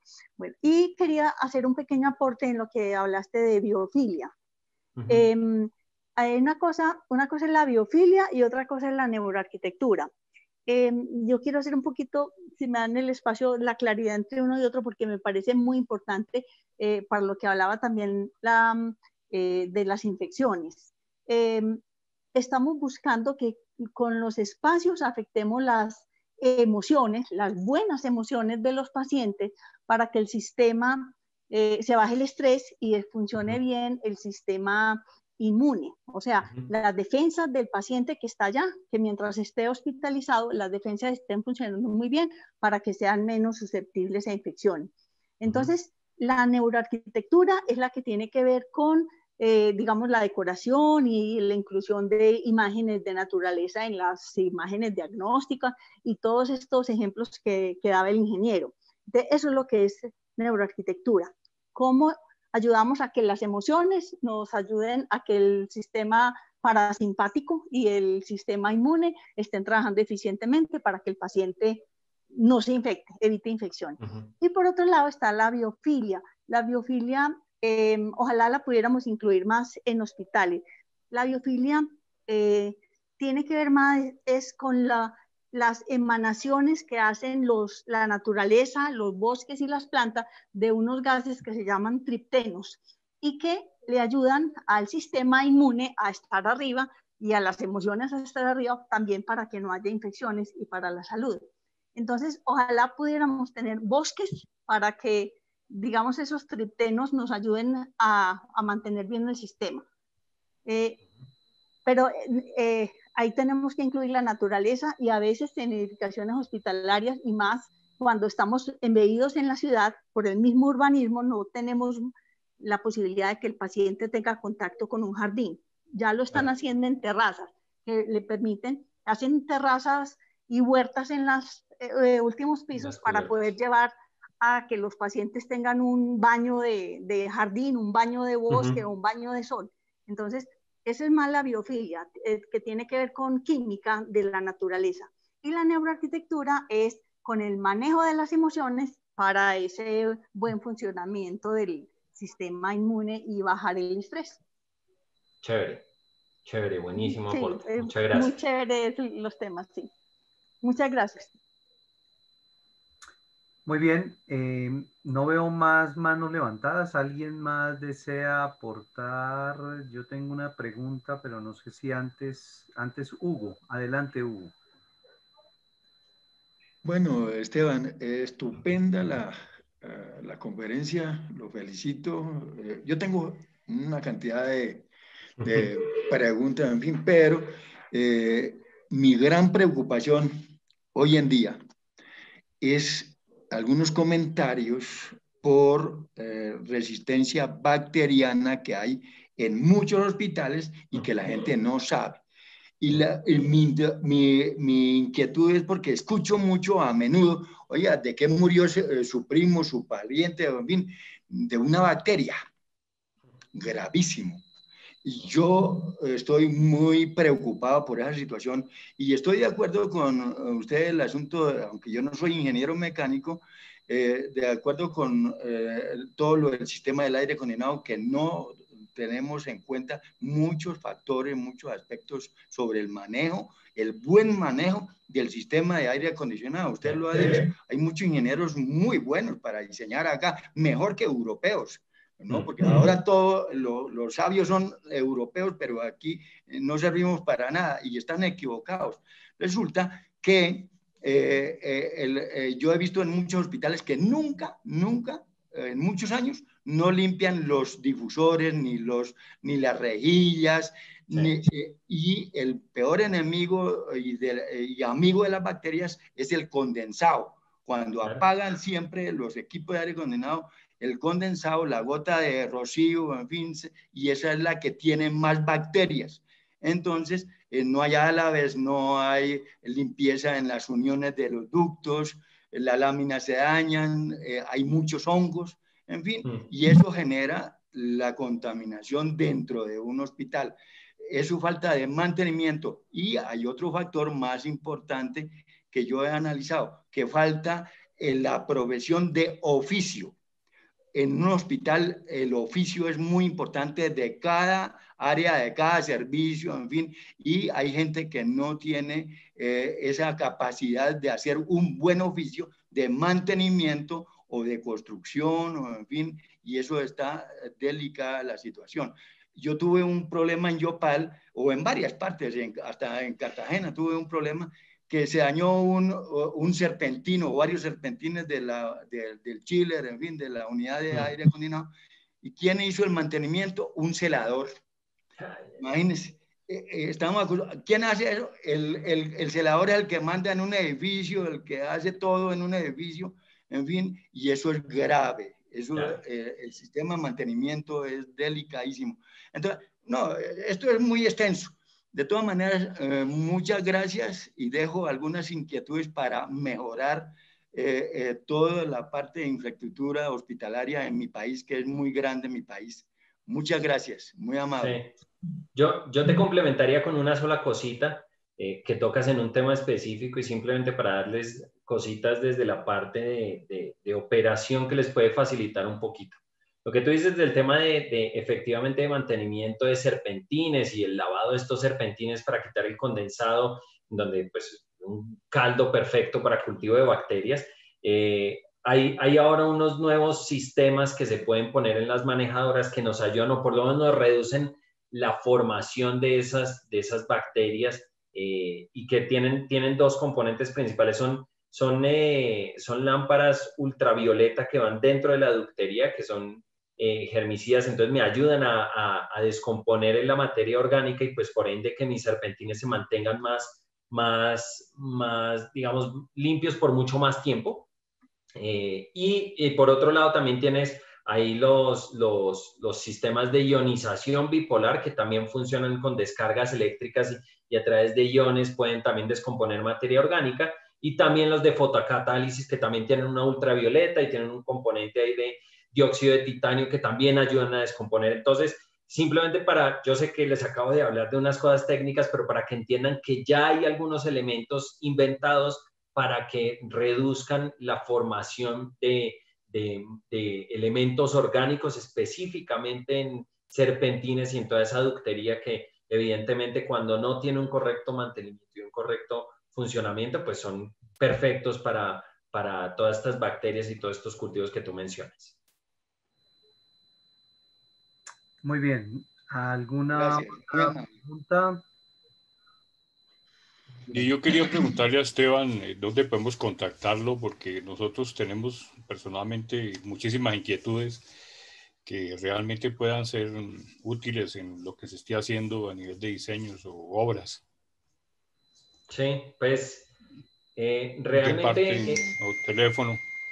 Esteban, te sugeriría que en el chat aquí de Zoom puedas colocar tu correo electrónico, tu número celular o de WhatsApp. Dale. Para que lo tengamos ahí y te podamos contactar. Listo. Y mientras que lo coloca, puedo preguntarle a Esteban sobre lo que acabas de mencionar y el uso de los rayos ultravioleta. Les está nombrando mucho en este momento, en esta época que estamos padeciendo el famoso virus. ¿Cómo están utilizando eso? Entiendo, en limpiezas de zonas grandes. Listo. Yo te cuento un poquito en dónde está el estado del arte de ese tema en particular.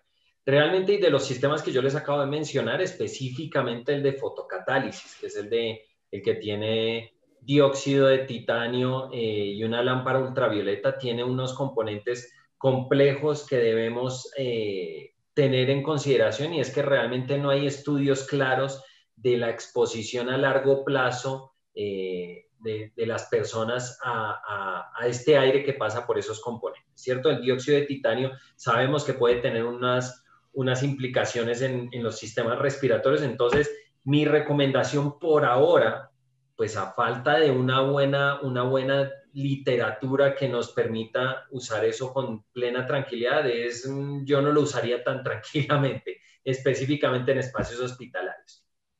Ahora, ¿qué pasa con los de ionización bipolar? Ionización bipolar es otro sistema, no tiene estas lámparas ultravioleta y dióxido de titanio, sino es una descarga eléctrica, y a través de la ionización del aire es que descompone digamos, la materia orgánica, pero tiene un componente o un subproducto que es el ozono. Entonces, por supuesto, el ozono en altas concentraciones también es tóxico, pero por lo menos esa tecnología lleva más años de prueba, lleva casi 20 años de prueba en Europa, y está mejor documentada la seguridad, y los sistemas estos de ionización bipolar tienen sensores de ozono que apagan los sistemas cuando superan ciertas partículas por millón para evitar, pues por supuesto, que se vuelva un tema complejo. Entonces, desde donde yo lo veo, me siento un poco más cómodo usando la ionización bipolar que la fotocatálisis. Y por supuesto lo que pueden hacer es, la otra opción es ya usar ya los sistemas específicos que venden los proveedores de aire acondicionado, que es estas lámparas ultravioleta germicidas dentro de las unidades manejadoras de aire que están contenidas, y esas sí no tienen ningún problema. Lo único es capacitar muy bien al personal de mantenimiento, que por supuesto garanticen que la lámpara está apagada cuando abran la máquina, porque obviamente eso es un ultravioleta de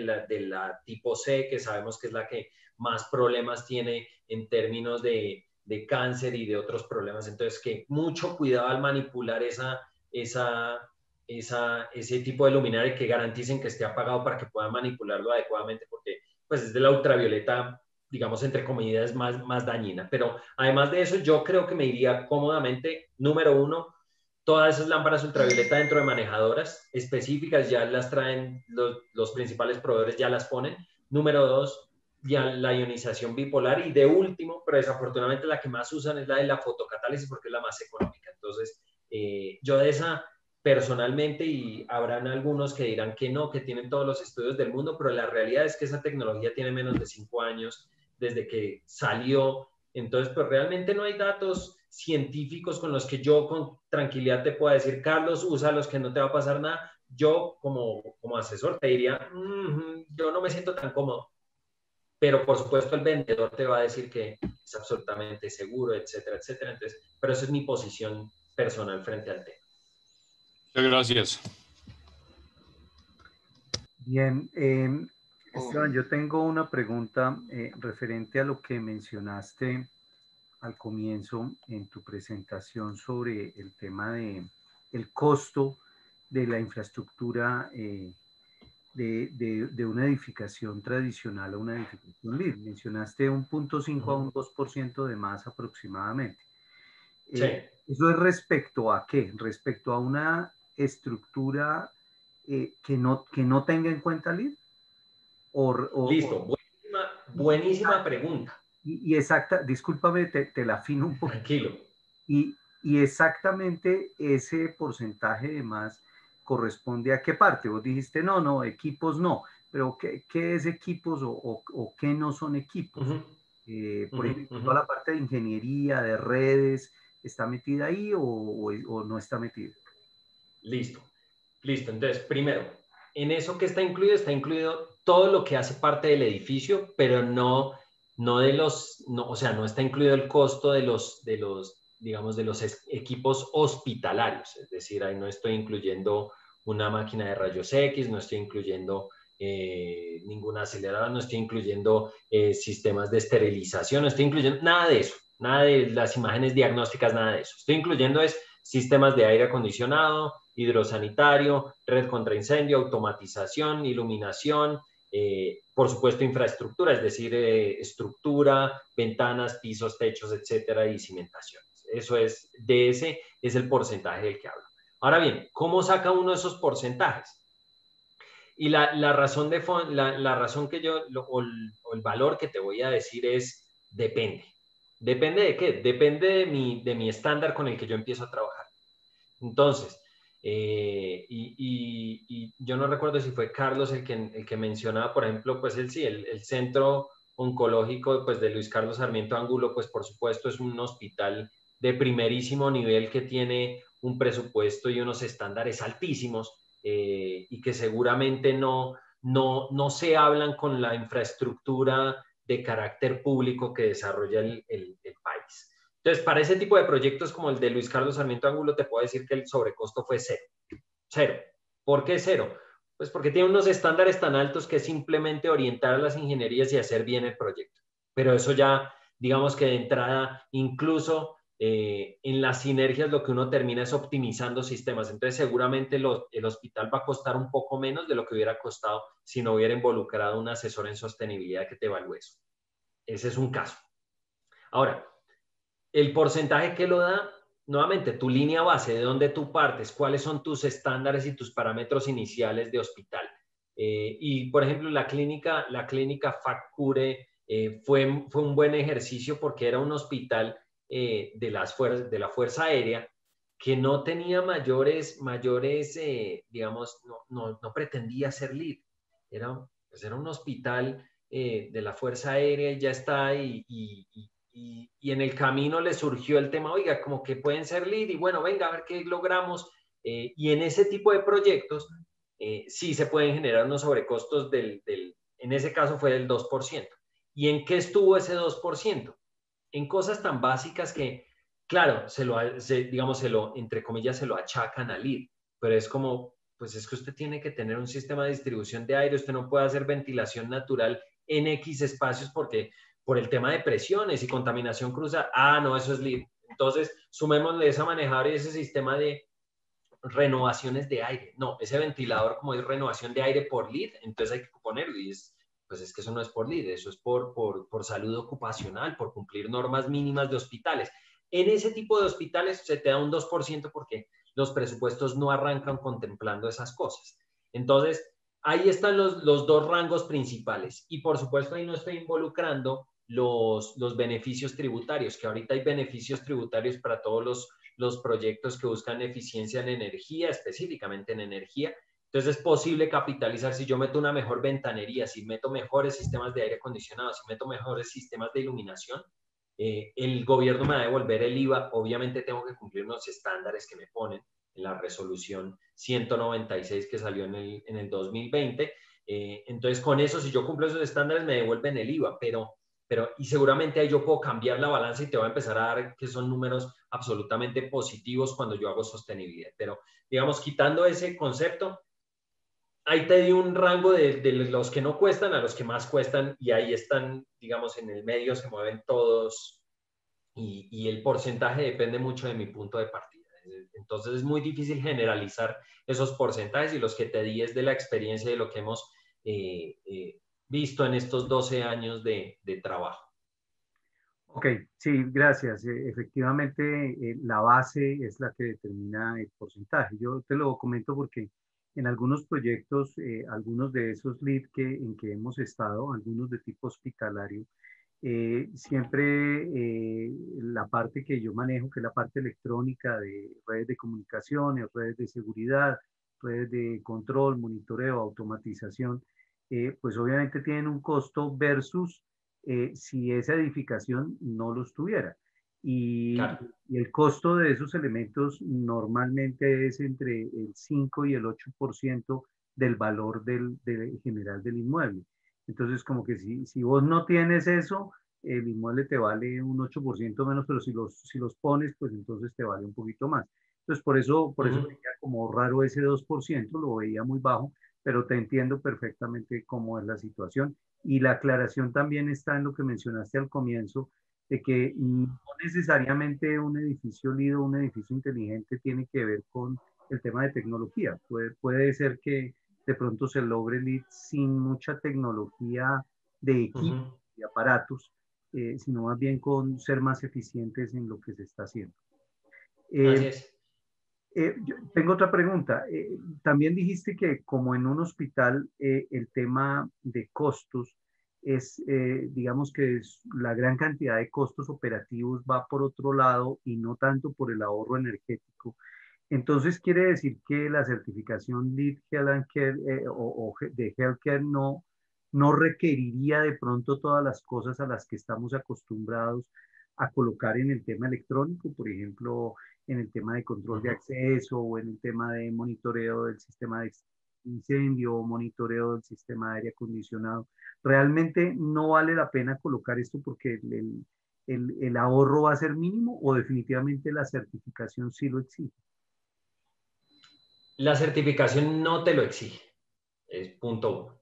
¿Listo? Punto 2. Si el cliente lo quiere incorporar, bienvenido, ¿cierto? Y digamos que en el tema electrónico, pues tú puedes ir desde unos simples sistemas o sensores de ocupación independientes que funcionan, pues sensorcitos súper baratos, a tener un BMS automatizado con todo un montón de cosas. O sea, el espectro, sobre todo en el tema de automatización y sensores y todo este tema, pues puedes ir desde 100 pesos a 1.000.000 de pesos, hablando en escalas, por supuesto, ¿cierto? Entonces, lo que te pide el LEED realmente es nada. Realmente te pide son unas cosas muy sencillas de, venga, simplemente, por ejemplo, que te obligan. Oiga, colóqueme unos sensores que garanticen que el caudal de aire exterior sí está entrando, ¿cierto? Y que mande una alarma si hay algún problema y que no está renovando. Punto 1. Punto 2, te pide algunos sensores básicos de control de iluminación, pero controles que puedes hacer, como te digo, con sensores súper sencillos de ocupación, y un tema de control de sistemas de iluminación que yo pueda, mejor dicho, que con un switch no prenda todo un piso, sino que pues tenga sectorización. Sí, entonces al final es un tema de inteligencia, de yo cómo ataco desde la ingeniería esos requerimientos que se traducen en eficiencia energética, pero que no necesariamente están apalancados en sensores. Por supuesto, con sensores lo puedo hacer, y lo puedo hacer con dimerización, y lo puedo hacer con un BMS súper sofisticado, pero lo que estamos encontrando es que muchas veces construimos un Ferrari para que el cliente vaya a la esquina a comprar la leche.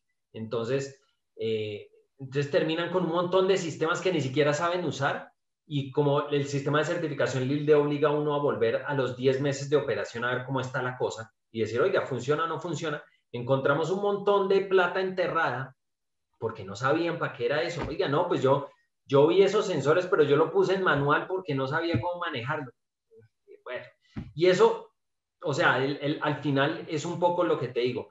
LEED no te obliga a nada, realmente es un tema de inteligencia y sí te pide algunos sensores mínimos, pero oiga, garantíceme que el aire que entra sí es, ¿cierto? Y mande una alarma si está fallando el sistema de respiratorio central del edificio, pues alarme, porque oiga, esto es un hospital, hay que renovar, ¿cierto? Y pues si no hay nadie ocupando ese espacio, pues apague, pero eso lo puede hacer con el sensor de 20,000 pesos en Home Center. Entonces, como te digo, simplemente para cerrar, el tema de automatización es un debate gigante y obviamente aquí le intentan a uno decir que la automatización le va a salvar la eficiencia energética y la realidad es que no, y menos en un hospital. En un hospital, pues lo que te decía, el grueso de por ejemplo, cuando tú haces, hace poquito en la clínica oncológica en La Astorga estábamos mirando el tema de su selección de aceleradores para hacer tratamientos oncológicos y pues el solo operar el acelerador, uno de esos le costaba 3 millones de pesos en energía al mes. Y eso es mucho más de lo que podía consumir en todas las zonas hospitalarias que no tienen equipos. Entonces, pues no tiene ningún sentido hablar de automatización cuando tengo un equipo en que sí elegir entre el proveedor A o el B me puede cambiar en 1 millón de pesos la factura mensual por equipo. Entonces, ahí sí es como, uy, venga, que esto sí hay que verlo con cuidado. Entonces, por eso yo creo que el llamado es un poquito en temas hospitalarios, sepamos dónde poner los pesitos correctamente y usemos mucha inteligencia, porque la mayoría de los requerimientos de LEED, cuando uno lee la ASHRAE 91, que es la de eficiencia energética, uno se tiende a asustar, pero realmente a punta de inteligencia se puede lograr sin recurrir en elementos ultra sofisticados que a veces ni siquiera el cliente sabe usar. Perdón, ¿cada cuánto dan el certificado en un inmueble? ¿Al comienzo y cada cuántos años? Porque el problema no es construir, el problema es mantener. Claro, si tú buscas la certificación de construcción nueva, es vitalicio, porque te evalúan los procesos de diseño y construcción. Si buscas el bloque de operación y mantenimiento, tienes que recertificar cada 3 años, máximo. Entonces, depende de por dónde te vayas. Bien, Esmeralda tiene la mano levantada y luego Plutarco y finalizamos. Esmeralda. Bueno, gracias, Germán. Esteban, pues muy interesante. ¿Quieres como hacer unos aportes? Digamos que Viviana preguntaba, yo trabajé durante muchísimos años en un hospital, llevo 35 años en hospitales, pero sobre todo los últimos 28 en la Fundación Santa Fe. Nosotros nos certificamos en denominación plata. Y estuvimos trabajando muchos temas. Y uno de los temas que decía Viviana es que cómo motivaba al cliente. A nosotros nos motivó porque teniendo esta certificación pudimos empezar a hacer también rotación más fácil de cama, que eso es un taxímetro millonario para las instituciones, y cuando un paciente no dura mucho tiempo en el hospital, esto es dinero que se va ganando en la institución. Además que las áreas amplias, un jardín para poder solarios, para que la gente pudiera entrar, lo de neuroarquitectura, lo de biofilia, todos esos temas los manejamos. Entonces, eso es como el enfoque, uno de cliente como hospital le da todos los beneficios del LEED. Otro de los temas como de aporte es que definitivamente lo del aire acondicionado es bien importante y nosotros desde hace muchísimos años tenemos en todos los ductos lámparas de ultravioletas para poder garantizar estas áreas como salas de cirugía, que después de pasar unos filtros EPA y una serie de filtraje pudiéramos garantizar un aire y unas renovaciones de cambio de aire adecuado. Aquí voy a hacer una cuña. Nosotros el 23 con Plutarco tenemos una invitada ganadora sobre hospitales enfermos, que es una experta española, la doctora Cruzeta, y nos va a hablar todo sobre sistemas de ventilación y por qué los edificios y los hospitales son enfermos. Y la última para Germán, nosotros tenemos un BMS donde para poder, pues sí es como un plus, es algo que es una herramienta como un iPhone 12 para poder garantizar, después de tener una certificación LEED, poder tener todo lo que son las estadísticas de ahorro, poder tener sistematizado todo lo del ahorro de energía, pero no solo energía, sino mirar ACPM, mirar tanques de agua, pues se tienen muchísimos sistemas inteligentes. Y entonces cuando yo que era la jefe de toda la infraestructura del hospital, tenía que dar estos reportes, pues era muy fácil llegar al BMS y sacar a través de un computador cómo se ha comportado durante los últimos años en luz, en agua, en para poder ir cumpliendo con todos los parámetros que me exigía LEED. Entonces es como eso es lo que quería aportar y muchas gracias. De verdad, Esteban, estuvo súper su charla y bueno, esperamos tenerlo más y aquí a Plutarco la palabra. Yo, antes de pasar a Plutarco, solo te agregaría una cosa, Esmeralda, y para que se lleven el mensaje correcto. Nosotros usamos BMS o lo incorporamos cuando se dan dos cosas. Cuando en el OPR, ¿se acuerdan el OPR, los requerimientos del dueño? Cuando aparecen. Y dos, cuando el dueño me dice, oiga, sí le voy a dar uso. Yo tengo un personal capacitado que va a estar mirando esos reportes porque esto le saca reportes de cuánta vaina. Si tiene personal capacitado, si tiene personal que va a estar mirando eso y a usted le interesa tener control, el BMS es una herramienta maravillosa. Es maravillosa y se le va a pagar, pero de lejos. Pero, así como lo tiene, si no lo tiene, no lo haga. No lo haga porque, pues sí, yo le puedo ganar unos punticos por lead, pero si usted va a enterrar eso y después lo va a dejar manejando, controlando de manera manual, pues no tiene ningún sentido. Entonces, es una muy buena comunicación con el cliente y darle lo que él realmente quiere y lo que es capaz de operar. Entonces, evidentemente, pues una clínica como la Fundación Santa Fe, pues evidentemente tiene el personal capacitado y pues tú eres una buena muestra de que para ese tipo de edificios y si tienen el personal, pues por supuesto un BMS es súper útil y súper bienvenido. Entonces solo quería agregar ese detallito y que no se llevaran la mala sensación de que el lead entonces es contra BMS, porque no es así. Incluso da puntos por BMS, pero eso ya es otro tema. Listo. Gracias, Esteban. Plutarco. Muchas gracias, Esteban, por su interesante exposición y sobre todo toma más importancia toda vez que pensamos que la calidad de los servicios médicos hospitalarios provienen de una buena administración, una buena utilización de los recursos y sobre todo tener en cuenta la humanización que debe haber en una institución hospitalaria para poder atender sus pacientes en sus diferentes y diversas novedades. Aprovecho esta parte que yo estuve hablando con Hernando, quería que tuviéramos algún poco más adelante ampliarla. Esto es que en el Ministerio de Salud no es lo mismo que el doctor Luis Carlos Sarmiento Angulo, todos lo sabemos. Total. El doctor Luis Carlos Sarmiento Angulo y para el arquitecto Carlos Tavera, pues qué maravilla, ¿no? Un solo hospital, mientras que el Ministerio de Salud tiene 900 instituciones médicas hospitalarias con camas con internaciones entre 20 camas y 600 camas la mayoría, otras se salen a 800, pero son muy pocas. Y eso quiere decir que el Ministerio de Salud ya hace como 20 años descentralizó el compromiso que tenía con las instituciones hospitalarias en Colombia a nivel departamental, los de segundo y tercer nivel y cuarto. Y a nivel municipal, los del primer nivel. Y de esas 900, en total son como 1.600 instituciones entre hospitales y clínicas.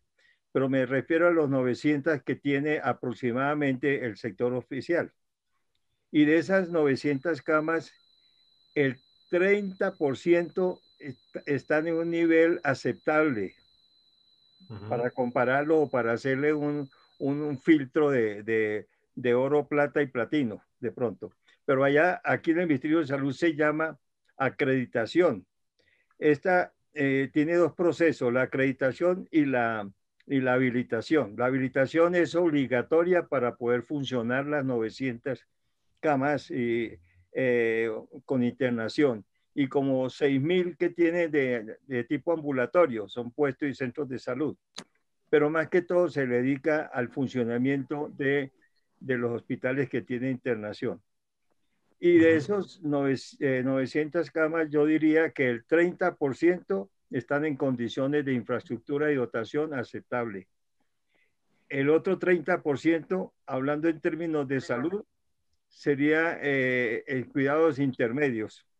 Y el otro 40% en cuidados intensivos. Entonces, eso es culpa de lo que decían por ahí, que la política, que la plata no alcanza, que la gastan en otras cosas, pero es que eso tiene que tener responsabilidad tanto el municipio, el departamento y la nación.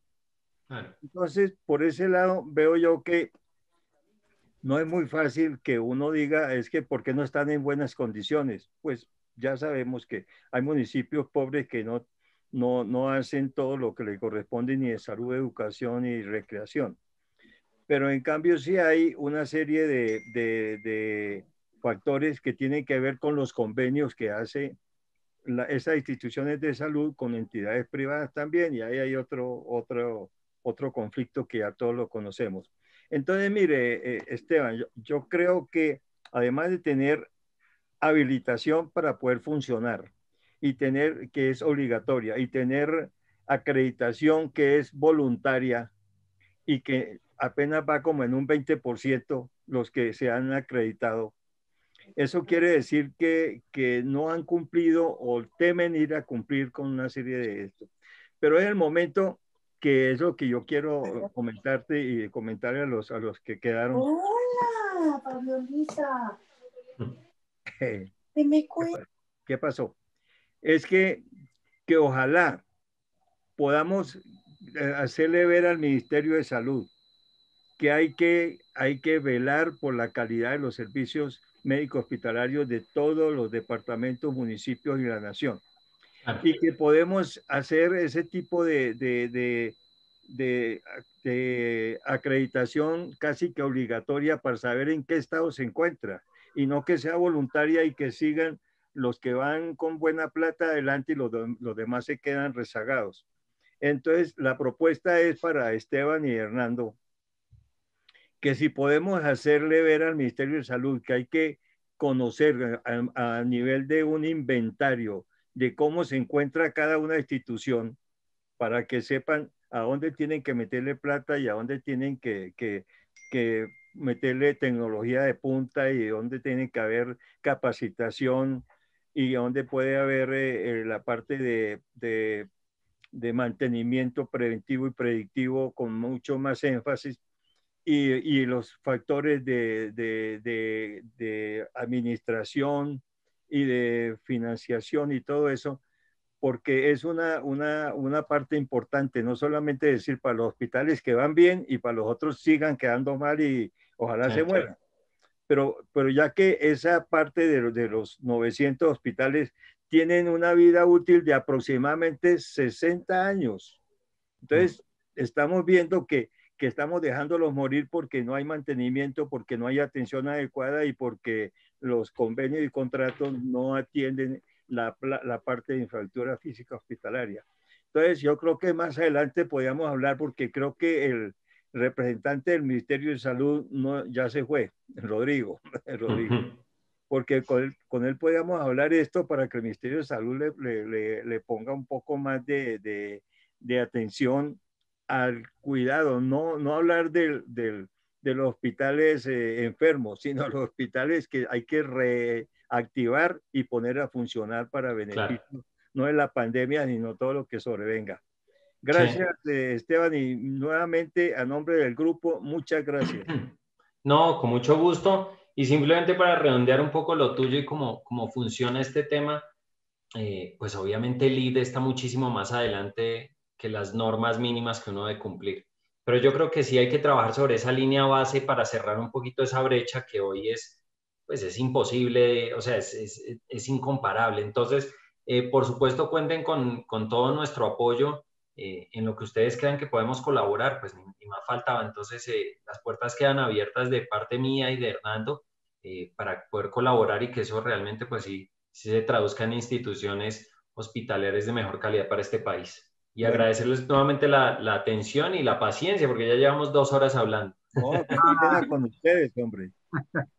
Venga, una última pregunta, Esteban. si una ya construido desea de pronto certificarse LEED, ¿cree usted que sí se pudiera hacer? Sí, aquí no hay cosas imposibles.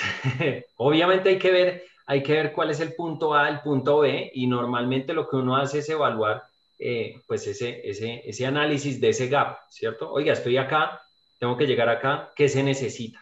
Y a partir de eso validar. Seguramente habrán algunos que en esa evaluación uno dirá, no, pues tocaría rehacer el hospital completo, y habrá otros que uno dirá, no, esto se puede lograr sin mayores tropiezos, es simplemente buenas prácticas, poner a punto la ingeniería y hacer algunos ajustes en los sistemas principales del edificio para que todo empiece a fluir de manera adecuada. Pero la respuesta es sí, pero pues depende, cada edificio tiene su propio ADN y hay que evaluarlo, pero indudablemente se puede, indudablemente se puede. Y hay muchos casos de edificios de hospitales certificados en operación y mantenimiento. Ok, listo. Bueno, señores, entonces, muchísimas gracias. Nos vemos entonces. Muchas gracias, Germán y Plutarco y todos los colegas. Muchas gracias a Fernando todos. y Esteban, muchas gracias. Un placer. Gracias a ustedes por la invitación. Con mucho Gracias gusto. a Plutarco y Estén bien. Esteban. Fabulosa la Chao. Una feliz noche. Bien, gracias. Estén bien. Gracias, Germán. Gracias. Feliz noche Gracias, para gracias todos. Plutarco. Gracias, Germán. Viviana, muchas Gracias, gracias también Plutarco. por el Gracias, contacto. Esteban. A ustedes, muy amables. Vale, hasta luego. Se cuidan.